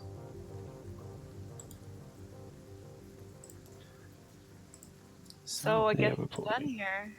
Yes, let's get back to the ship. Work, work, work. You guys You want to are- hop up on my shoulder? No. I turn Wreck back on, and I get on Ringkaz's shoulder.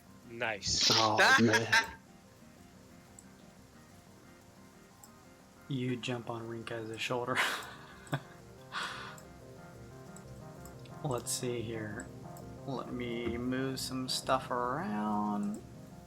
So you guys decide to head with Lizzie and now Dripple D in tow back to your ship. Oh, he's coming with us. Yeah. Oh. Yeah. It'll be fine. This will be fun. We'll have extra footage of crazy things. What else could we ask for? Not him. And as I move the maps over, let's take a quick 3 to 5 minute pee break and we'll come back. Hell yeah. Yeah.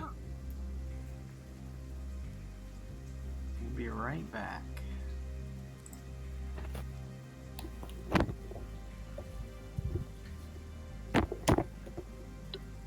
Triple D.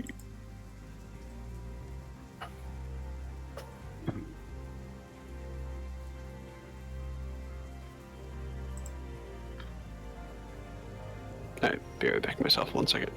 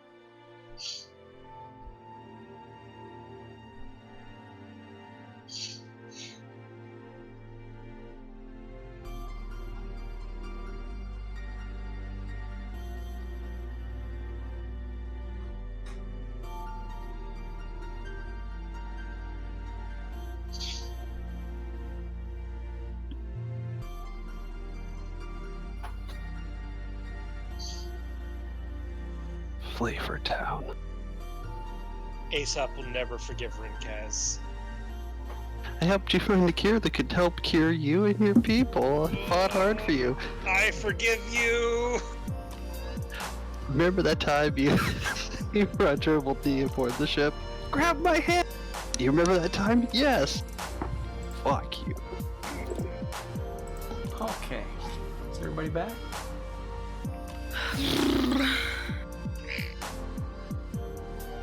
Still missing anybody? Roll call. Sounds like Slim. Blue! Isn't here. Hey. Waiting for Nick.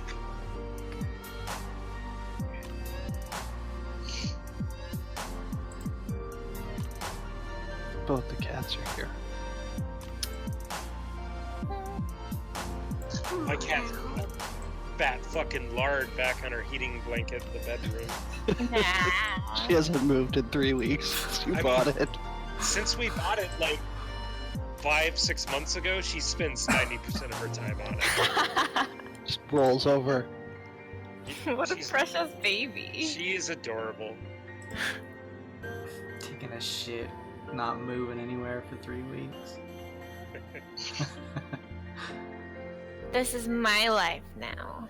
Yeah. I want pizza so bad. Ooh. I said that about Taco Always. 6. Oh, I want something bad. Cosmic karma. Fuck yeah. Oh, shut the fuck up. I haven't had that in literally a decade. Oh no. And I still remember its sweet taste on my lips.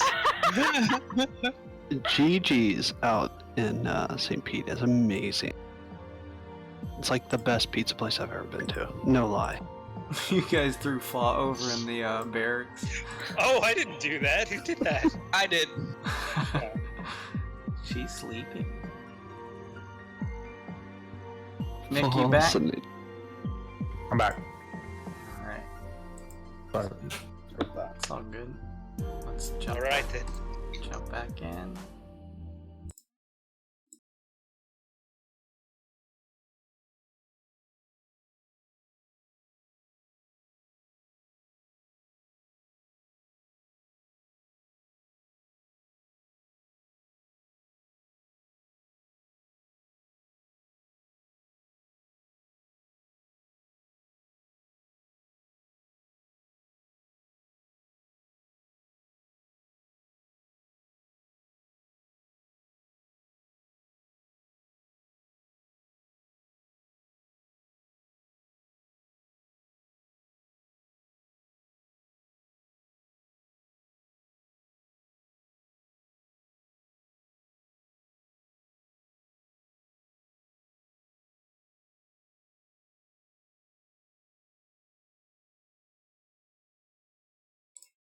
Sure, it is true.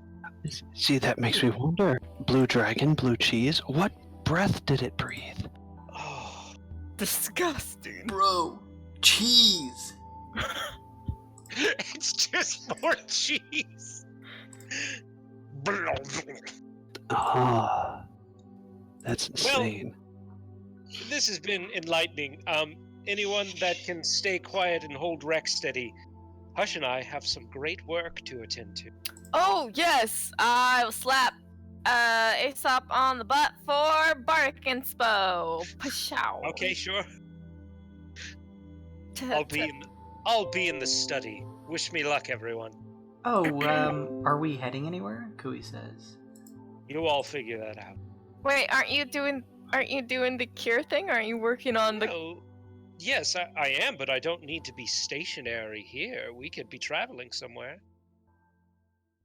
Oh, to Halcyon. Yes, to fix Kui. No arguments here. Anyone else? Great. Well, then it's unanimous. Alright. Aesop heads over to the alchemy area. The alchemy crafting place that he is wont to spend time into. And okay, there, I had to look for it. There it is. Are you bringing Hush over there? Okay, cool. Yeah. And Wreck. Bring Wreck. Yeah, but before we go in, I want to, clasp Hush on the shoulders and say, this is, or write, this is my burden. I don't want to shoulder you with it. You don't have to come in if you don't want. She writes down on her chalkboard, we made it this far, and turns to you and says, do this together. Oh, I'm so proud of you. All right, let's go. And I guess we do the thing, Jason. Yeah, she begins immediately unrolling the alchemy supplies and getting ready. We won't jump to the Twixt map just yet. I'll show you guys I'll show you really quickly, and then we'll jump back, just to give you a kind of general idea of maybe the time frame it will take to get over to Halcyon. Well, didn't we need to stop along at Thornweald for something for Rinkaz? Wasn't that right? Or was it Jadra? Thornweald is a settlement on the celestial cradle that surrounds Jadra. So, essentially Jadra.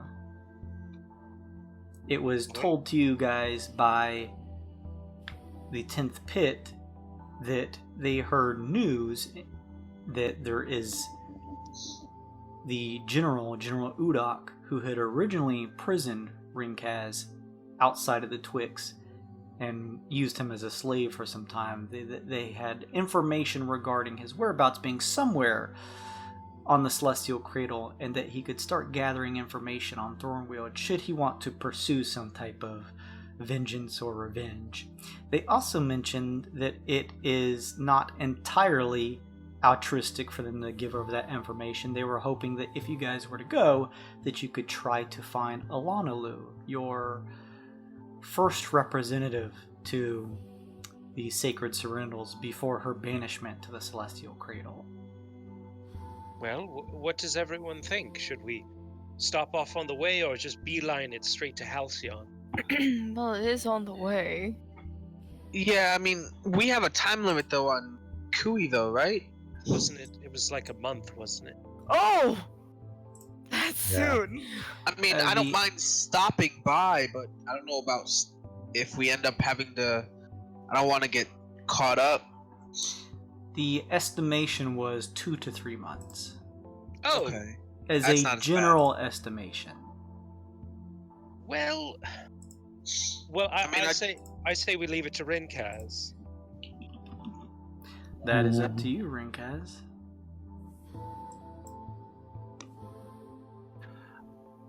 I don't want to say no, but I look to everyone and say, I mean, Kui is first priority on my list. I don't want to be selfish. Well, I mean, I've been primarily selfish for the past 2 months, so it feels like someone else should have a turn.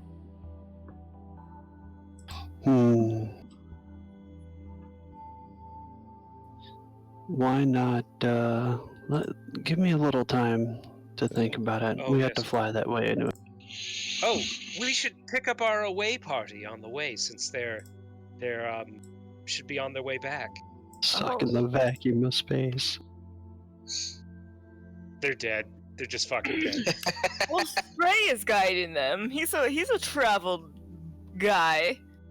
You, from the dispatch center, you know that the ship is able to reconvene with you guys. And the time that it takes is dependent on the success of their journey. So they have not returned yet. Okay, but they'll automatically come back. But they'll do so on their own accord, yes. Okay, alright. So it's like you guys can do your main missions, and then for sort of like side funds, you can send the dispatch center out, and they'll return back on their own. And they haven't contacted us yet? Not yet, no. Alright. They're gonna come back fucking with giant beards, all disheveled and half insane. It's been an interesting journey based on the rolls. Oh no! Jesus! Boy. Don't say that! No, They turned me into mushroom soup. Inoki, why? Oh no! It's so sad. Well, yeah, we don't have to decide right away. How about we set a course for Thornweald, and if we decide we want to skip over it, we just can go straight to Halcyon. Mm-hmm. That sounds okay. Back to Okay. work. So, we will say that you someone moved the Nimbus one space, and we'll say that this begins the 24-hour journey. Well, you can go in that direction if you choose. Just kidding. The world is your oyster, even if you want to just go off that one. You may find stuff, I don't know. Just go off the map completely. Right. You begin your Let's see what's this direction. 24-hour journey. Before we jump over to Aesop and the rest, what are you guys doing with the knowledge of knowing that Aesop and Hush are beginning to work on a potential cure? Anything of note? Just let me know. I actually want to go watch in a corner, but what I want to really do is watch Aesop and how if 22 comes up at all at any point. Oh. So I have moved back to the map, so you guys, if you want to, just move your tokens to the accurate spot. Glace begins heading over, wanting to watch over the process, but more importantly, keeping an eye on Aesop should things just fall out of hand. What is everyone else doing during this time? I want to be nearby since I got asked to help. Sure. Same thing to... You come in at the end of the process. Aesop can call for you if you don't Okay. want to stay in here the whole time, or Then, you can stay if you want. Yeah, you guys get the sense that what Aesop potentially has, if he creates it correctly, could change an entire race, provided he's able to make more of it eventually. So this is as I was talking with Bay, this is a potential universe-changing item that he is crafting. Although it is one use, there is a potential for more. So if you guys would have this sense as players that this is a big deal, so if you wanted to go hang out, you're more than welcome to. Yeah, I want to go hang out. Yeah, I guess so. No matter what, no matter who's in here, Aesop is gonna be looking back at Rec and like sort of doing a dry clinical like doctor's notes kind of thing, explaining what he's doing. Okay. Glace, you watching? Go ahead, Nvidia, and if you don't mind, kind of move your token in there. We'll say that you're kind of watching. You guys are probably, at some points, obviously going out and grabbing food and stuff, but Aesop and Hush are working fervently on the cure themselves. You know, this is pretty important. If something were to happen to me, or God forbid, Hush, this would be enough for another Kinku to pick up progress, and I think it's important that we release my findings to the rest of the world in a knowledge shard. Whoa, what the fuck? Whoa, Jesus! Infinity fucking instant transmissions around the room. NVD freaks the fuck out. Alright, so Ringcads, are you doing anything of particular note? I would take Dribble D to the brewing area and then come in and watch the.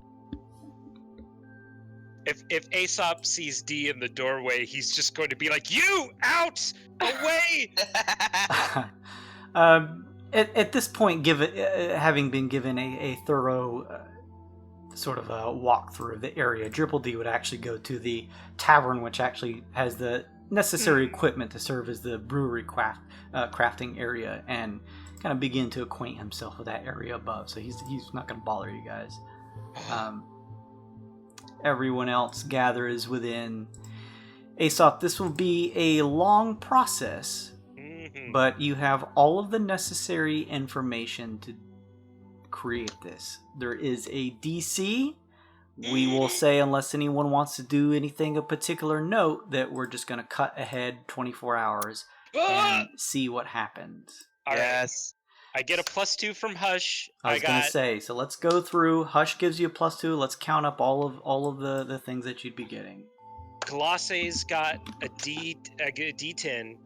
But did Glosse want to check and see? It sounded like she was like secretly like making like an insight on Aesop or something. I like will be making insights on you, yes.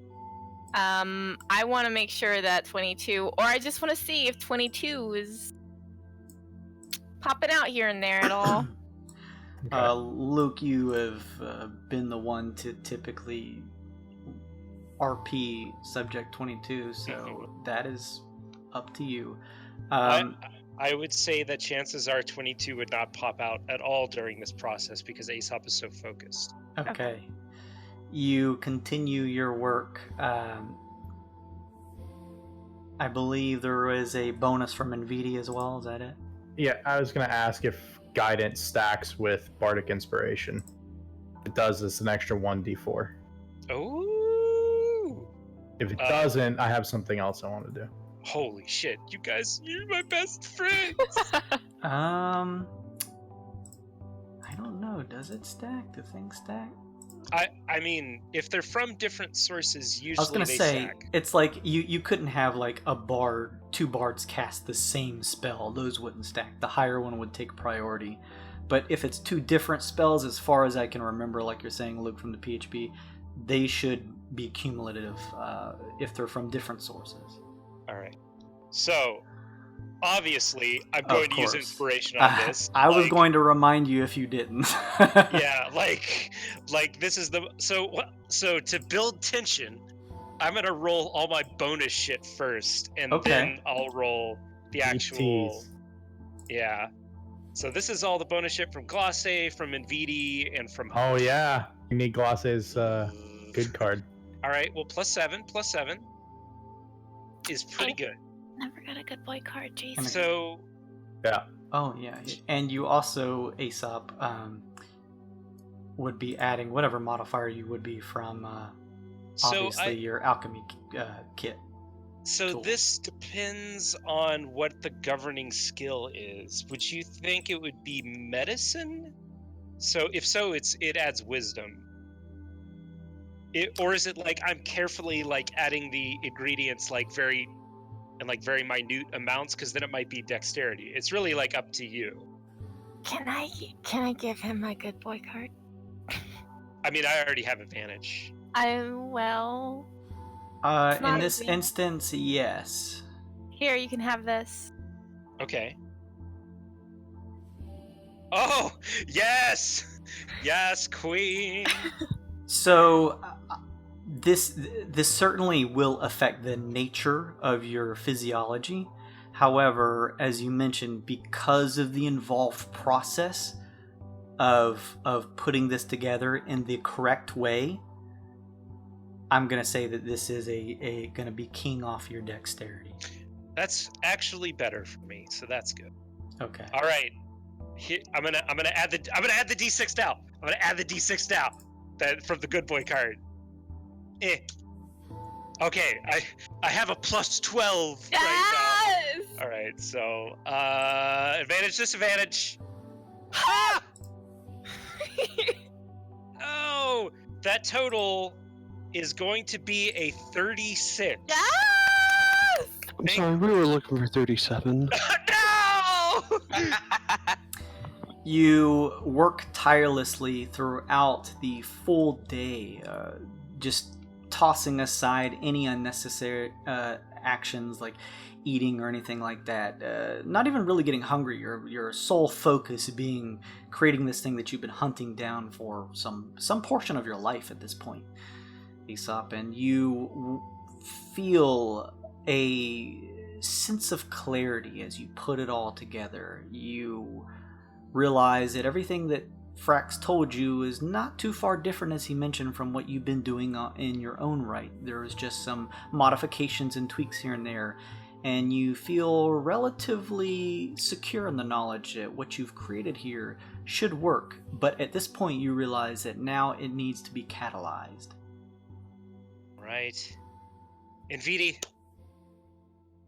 can I have you help me with something very, very important? Sure. That's why I'm here. Aesop takes his cane and he slices open his hands, and the tip of the cane, it sort of, you see the blood traveling up the cane, and then suddenly this red lightning crackles over the cane, and it's just kind of like a shock prod now. I will need you to apply a controlled, steady flame to the bottom of the beaker as I apply the electricity to the liquid directly. Do you think you could do that for me? I actually think I can.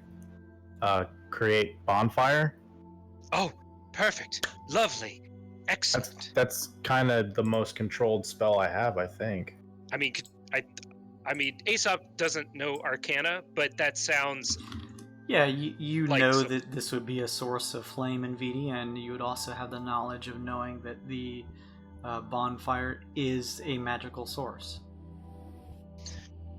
Now, this is the tricky part.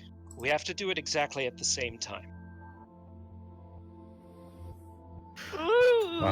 So we have to work out, is it after 3 or is it on 3? Because that usually messes up group work.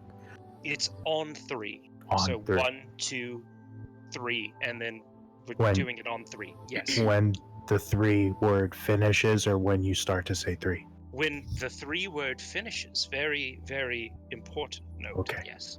Because you said at the same time. So Yes. It I'm has to be waiting. at the same time. I'm waiting for the last syllable. Well, it's a 1-syllable word, but yeah, yes. All right. How do you want us to do this, Jason? So, Aesop, you begin counting down. Yeah, I say 1, and I'm hovering my electrified cane above the mixture. 2, 3. As soon as Aesop finishes, Aesop, you apply the red electricity to the vial that the serum is held in.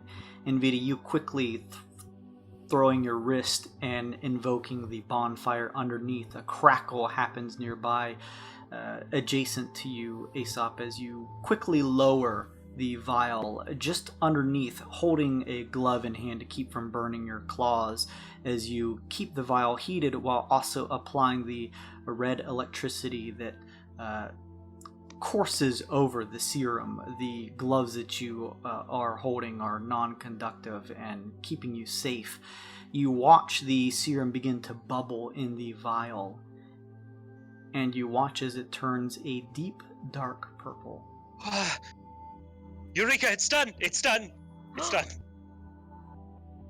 You pull up, watching the bubbling top slowly begin to come to a stop, and now you hold in your hand a deep purple solution. All right. Should I just do it, right? Just down the hatch, or like, I don't know. Hush wipes away at her board and turns and says, "You've deserved this." Rex on, right? You. Do you Yes. need this flame anymore? Oh, no, you can put it out. Okay, good. All right. I want to put my hand on Aesop's shoulder and wish him good luck, but also concentrate on giving him resistance. Right, cool. Neat. Oh, that's nice. Cool. Aesop takes off his mask, opens his beak, and rolls a bloodlust check. Plus 1d4. Oh.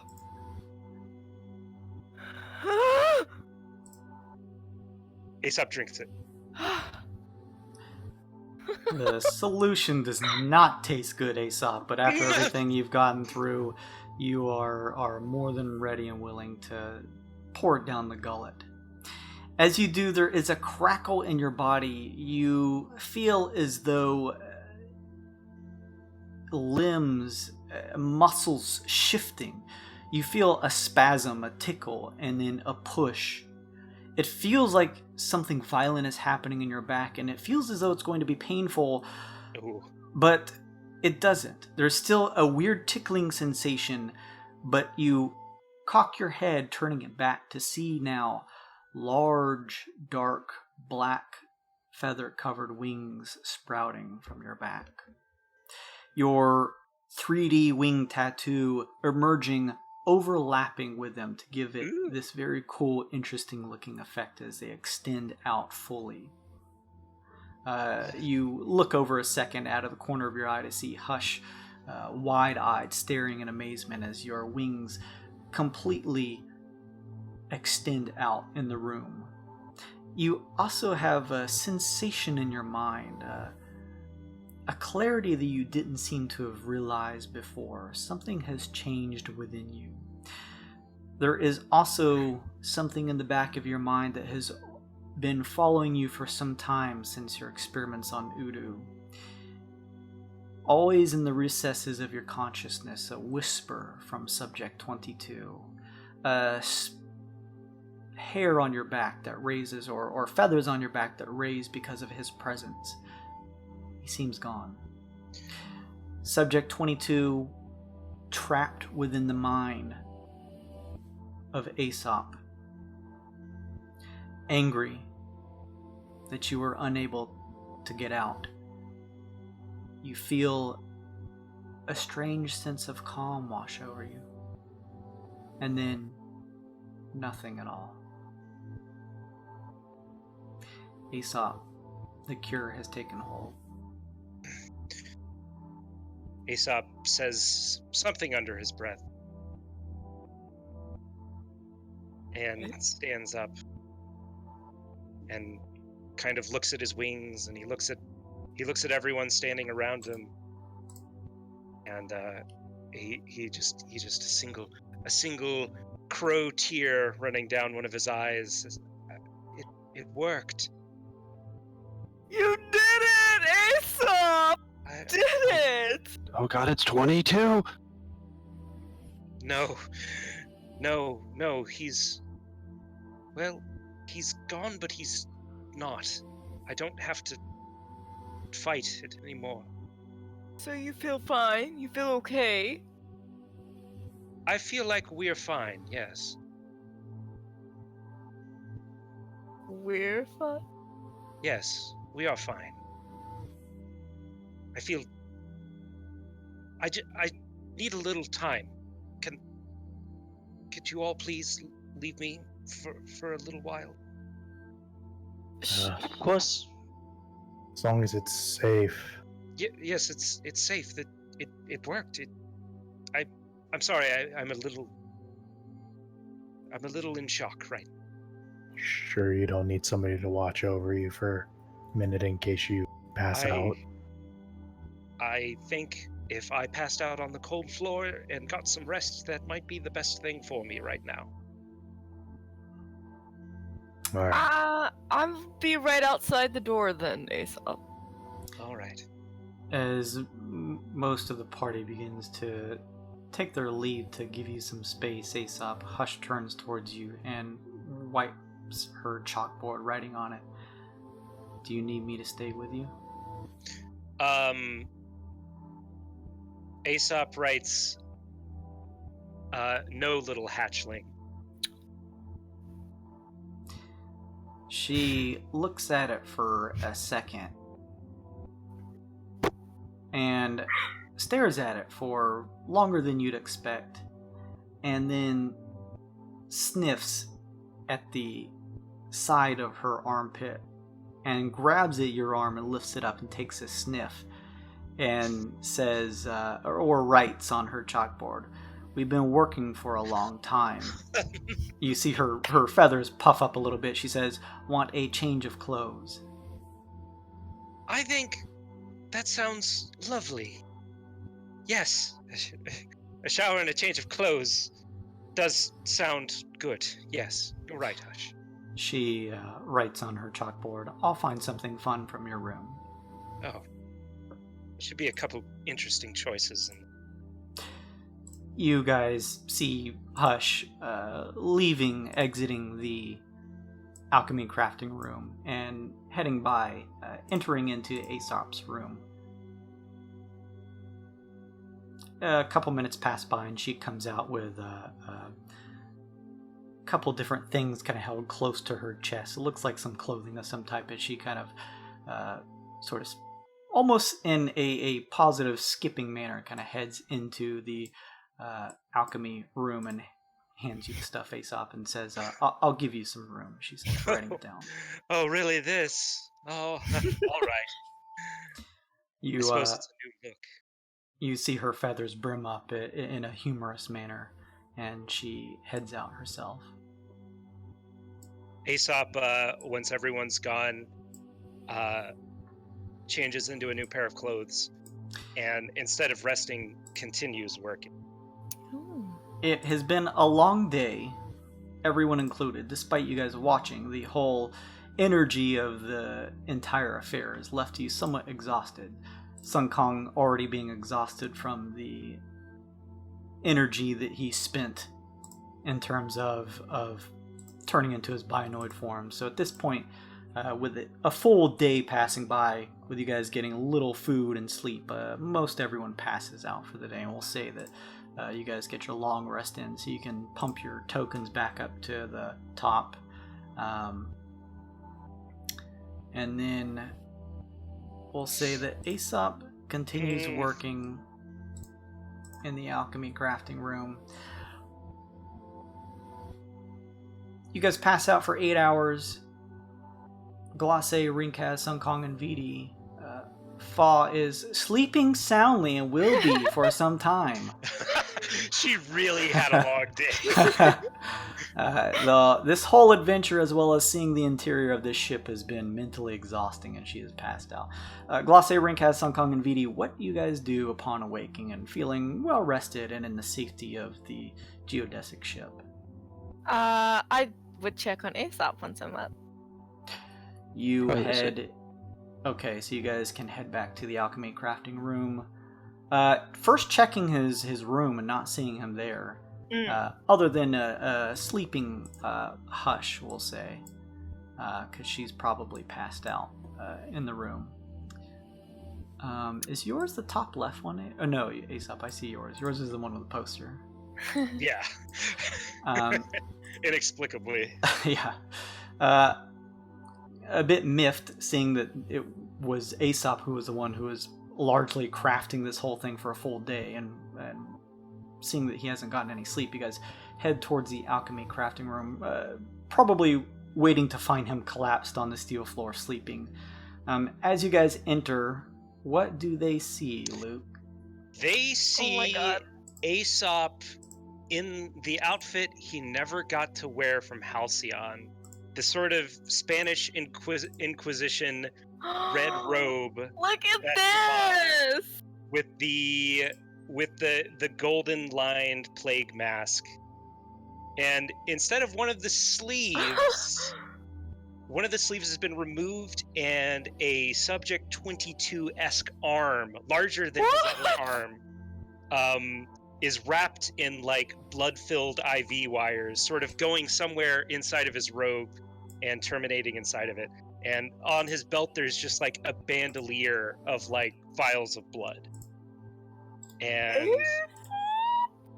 And he turns and sees you, and oh, how long has it been? It's a new day, Aesop. Are you okay? Oh yes, I am. I've never been better. I feel awful. I feel like I have been hit by a spelljammer and run over completely. But you know what? I think we're going to be fine. Your arm. Yes. You know, I couldn't let him go. Part of him is always going to be with me. And together, we are brave, mighty! And I haven't been able to think so clearly in years. Formulas I had forgotten, things coming back to me out of the blue. I remember so much of my studies. I am not as physically strong as I used to be, but I think I'll still be of use to everyone. I think we'll still be of use to everyone. Glace wants to walk up to Aesop and like hold out her hand to the big hand, like shake it, you know? Oh, hold on a second! And it kind of like skin shifts back into a normal Aesop size hand. Oh, so you can change at any time? Oh, there's something more than that. Where's Sun Kong? Monkey? Oh. I have something extraordinary to show you all. Why? Why does it require Sun Kong? Because Sun Kong... Oh, don't worry. It works on everyone. You've all used my healing potions, right? You mean the blood that you... Mm-hmm. You are inoculated. What? Oh, don't worry. Where's Sun Kong? We have such sights to show you. Hush meets you guys in the lift, and seeing you in your new getup gives you a solid thumbs up. Oh, yeah. Aesop gives her a big ol' smelly dad hug because he has not had a shower yet. As for Sun Kong, you said you were sleeping, Sun Kong? I did go to lay down at least. Okay, so it looks like Sun Kong is still asleep, so you guys can move your tokens over to his room if you'd like. I want to run. I want to full force run, sprint. Glacé will break a sweat to go jump on Sun Kong and slap him as many times as I need to wake him up. You barrel down the steel corridor. As the door to Sun Kong's room opens, a sleepy-looking, large, domesticated saber-toothed cat scratches its face and looks up sleepily from where it was laying on the floor. Sun Kong you see on the bed, napping happily. So, first of all, as everyone's heading towards Sun Kong's room, you notice that Aesop is walking with the cane with the limp, like he actually needs the cane. Oh. Second of all, everyone watch my HP. Boom! That's my new HP. Wait, what does it say? 69. You can't see the number. Oh no! It went from 92 to 69. Oh, here we go. Oh, Visible to wow. everyone. 69. Yeah. Visible to everyone. Visible to everyone. There we go. Yeah. Do we have two characters with 69 HP? Oh, shit. Hey, real quick, Sun Kong, out of character, what is your strength, dex, and constitution scores? If you don't mind me asking. Oh my god. Are you on mute, bud? Strength, is a 12. Okay. Dex, you said? Yes. Dex is a 20. Okay, can't do anything. Constitution is 11. Oh, how perfect. A incredulously, empirically perfect test subject. What? Well, I'm asleep. You guys are gonna have to wake. Oh, Glacé ran in and is like slapping the shit out of you. I'm waking Sun Kong up.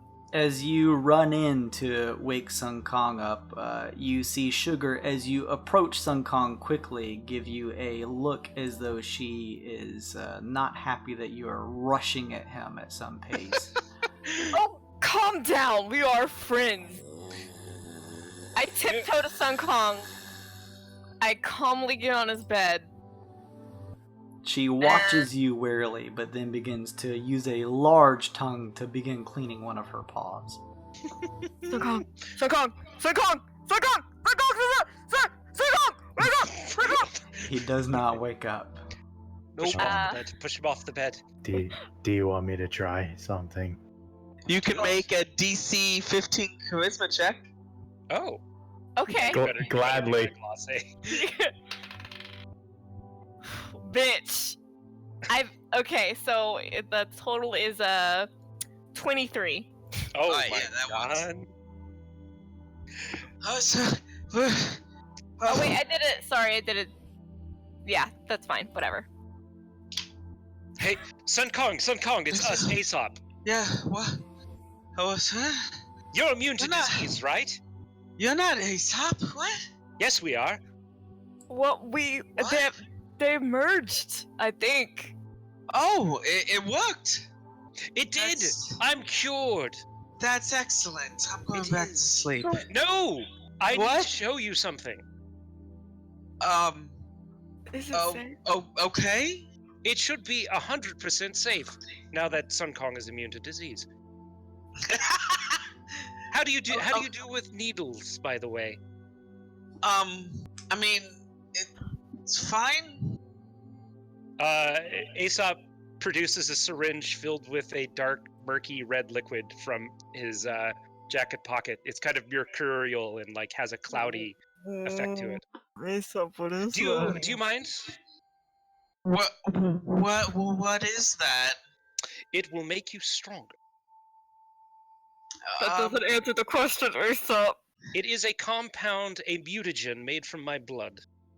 It's temporary, don't worry. Only lasts a minute or two. Yes, wake up and drink his blood. I guess. Fantastic! Give me your arm. Oh my god.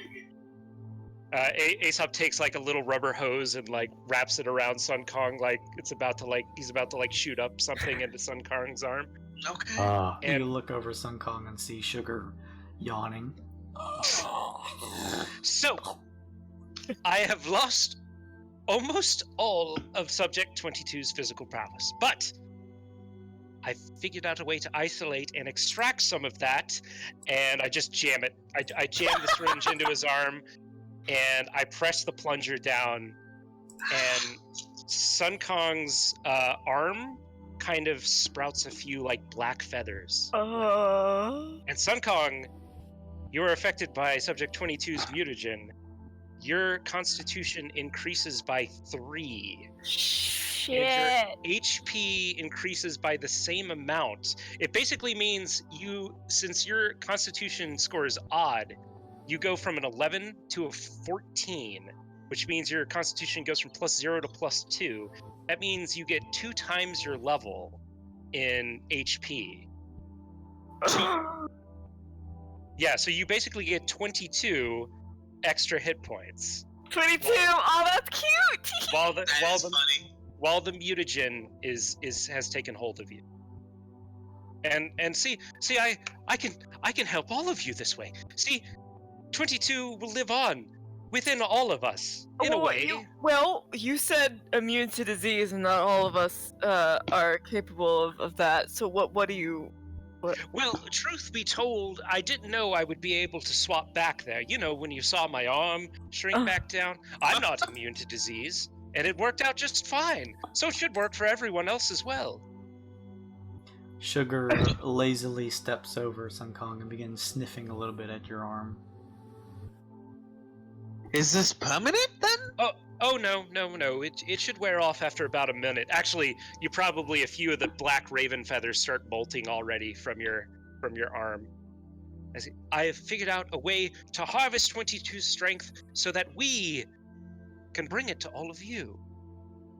And also, I learned a couple of things from Malady that I figured out how to, properly distill, let's say. This is great! What are you worried about? This is a red letter day. I'm cured. I just need to figure out how I can make the cure available to everyone else. You need to rest first. This is all very wonderful and exciting, but first of all, you smell. You need a bath, but then you need to sleep. Absolutely, and Aesop collapses.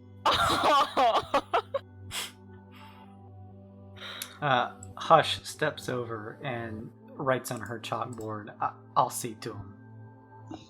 Oh. Okay. Yeah, he needs some rest. I do too. Takes him over into the showers. Yeah, Sun Kong, your mutagen wears off, and your HP goes back down to normal. Wow, that's cool. Kui and appears. You can do it to anyone. I hope everyone is well rested, Kui says as she apparates into the room. Not all of us, but we're getting Not completely yet, but yeah. I'm receiving a message if you guys want to take it. Ooh, It's from your dispatch ship. Let's take it. Uh-oh. Let's take it. Alright, whenever you'd like, I'll meet you in Mission Control, she says as she slowly dissipates. Okay. You guys got this. Sugar heads back over to her water bowl and climbs up on the steel desk and begins lapping it up. It splashes everywhere as Sun Kong kind of falls back on his pillow. you guys, those of you who are awake, Glace, Rinkaz, and Vidi, head into mission control, and she flicks a couple buttons on the screen, and appearing you see Inoki.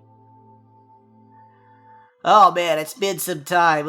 Oh, you would not believe the shit that we've been through. What happened? Look, we gotta talk about this Dragonborn guy that you sent with us, but that's besides the point. Look, so Aesop tried to send us to this college place, right? But it's like on at the top of a mountain, and it's like magically obscured, so we can't just like waltz up there. It's pretty difficult to get to. Look, let's just say that we're not wild nuts like you guys. So we had a really hard time getting up there to grab this Twilight info. But that being the bad news, there is some good news. We found somebody along the way that wanted to contact you guys, so I figured I'd throw him on here if you guys wanted to speak to him. Sure. All right. Hang on just a second. Hang on. We'll be coming back soon, by the way. Is everything okay, Noki? We'll talk about it. And he disappears. Oh, and Vidi, what kind of place is your college? It's big. It was probably fun for most people. There's lots of smart people there. It's not dangerous, is it? Just the finals. The finals are dangerous. But they weren't studying as students, so maybe they got to eat at the cafe. I don't really know what would be bad there. But I didn't really pay attention, obviously. Appearing on the screen, a familiar face is X23. You're alive! You're not in prison! Greetings, Wild Tycoons, X23 says. I have been to the college, and I have some information regarding Twilight that I would like to share with you. Oh. And that is where we will end this session. Ooh, Twilight. I've missed 23. Did we tell him about Twilight? Or that's what, never mind. He was at the college, and they met with him at the college. That makes sense. So yes, that is where we will end things. Before we completely wrap up, did you want to share any fun? We went around for all of our level 11 stuff, but since you have completely changed classes, Luke, did you want to share some fun stuff that you are able to do now as an alchemist? I'll spare you guys like the full rundown, but alchemist is neat. I can make a limited amount of healing potions without making a check anymore. Yes. But they go inert after 24 hours, so I have to make them every day. Oh my god, you're triple D. Yeah, unfortunately. I also still have my cane. I can still fight with my cane. I can still put my cane on fire. But most of my stuff is going to be throwing bombs now. So I have these little vials of blood, and I can put certain reagents in them to give them effects. Like I can make like smoke bombs. I can make like bombs that like explode with force and push people away. It's basically like spells. So Okay. Aesop is like a melee caster now. Sweet. Oh, that's so cool. It's pretty sick. He's way fucking weaker than he was. Like I'm way more smart. I went from 12 intelligence to 18. But, Holy shit. I lost like a third of my hit points and an AC and like 20 speed and like But all knowledge of my, like, is power. That's true. I'm fucking stacked with knowledge skills now. At least. Fucking nerd. Yeah.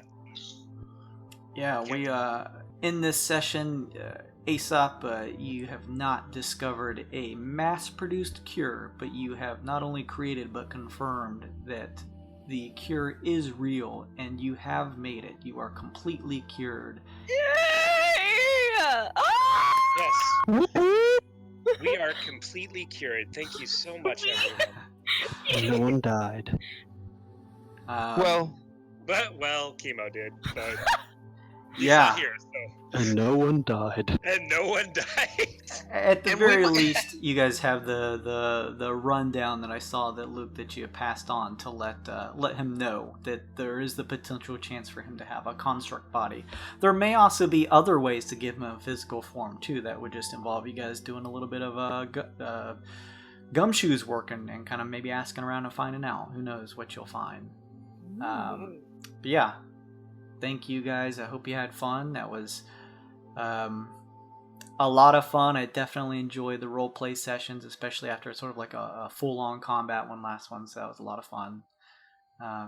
Thank you guys for watching Essence of Ginger, Inquiry, Lurks, VNK, Virgo, Praz. I really appreciate it. Looney as well. Thank you very much. Follow if you haven't. You get all kinds of loyalty points for doing so. You also just build loyalty points up for just watching naturally, and you can buy cool little avatars like you see at the bottom. You can't buy Luke's kick-ass chicken, but you may eventually be able to just buy a regular chicken if you vote on it in the poll. Polls will be returning next week. You'll have to see what the poll ends up being, but it'll be a returning poll, so if you voted for something and didn't get it, maybe you'll get the chance to this time. If you missed any of this episode, you can find the VOD here on Twitch at GAW_mode, or just go to our YouTube page. It's the same thing, or just type in Wyrd and Wyld and you should find it. You can watch there.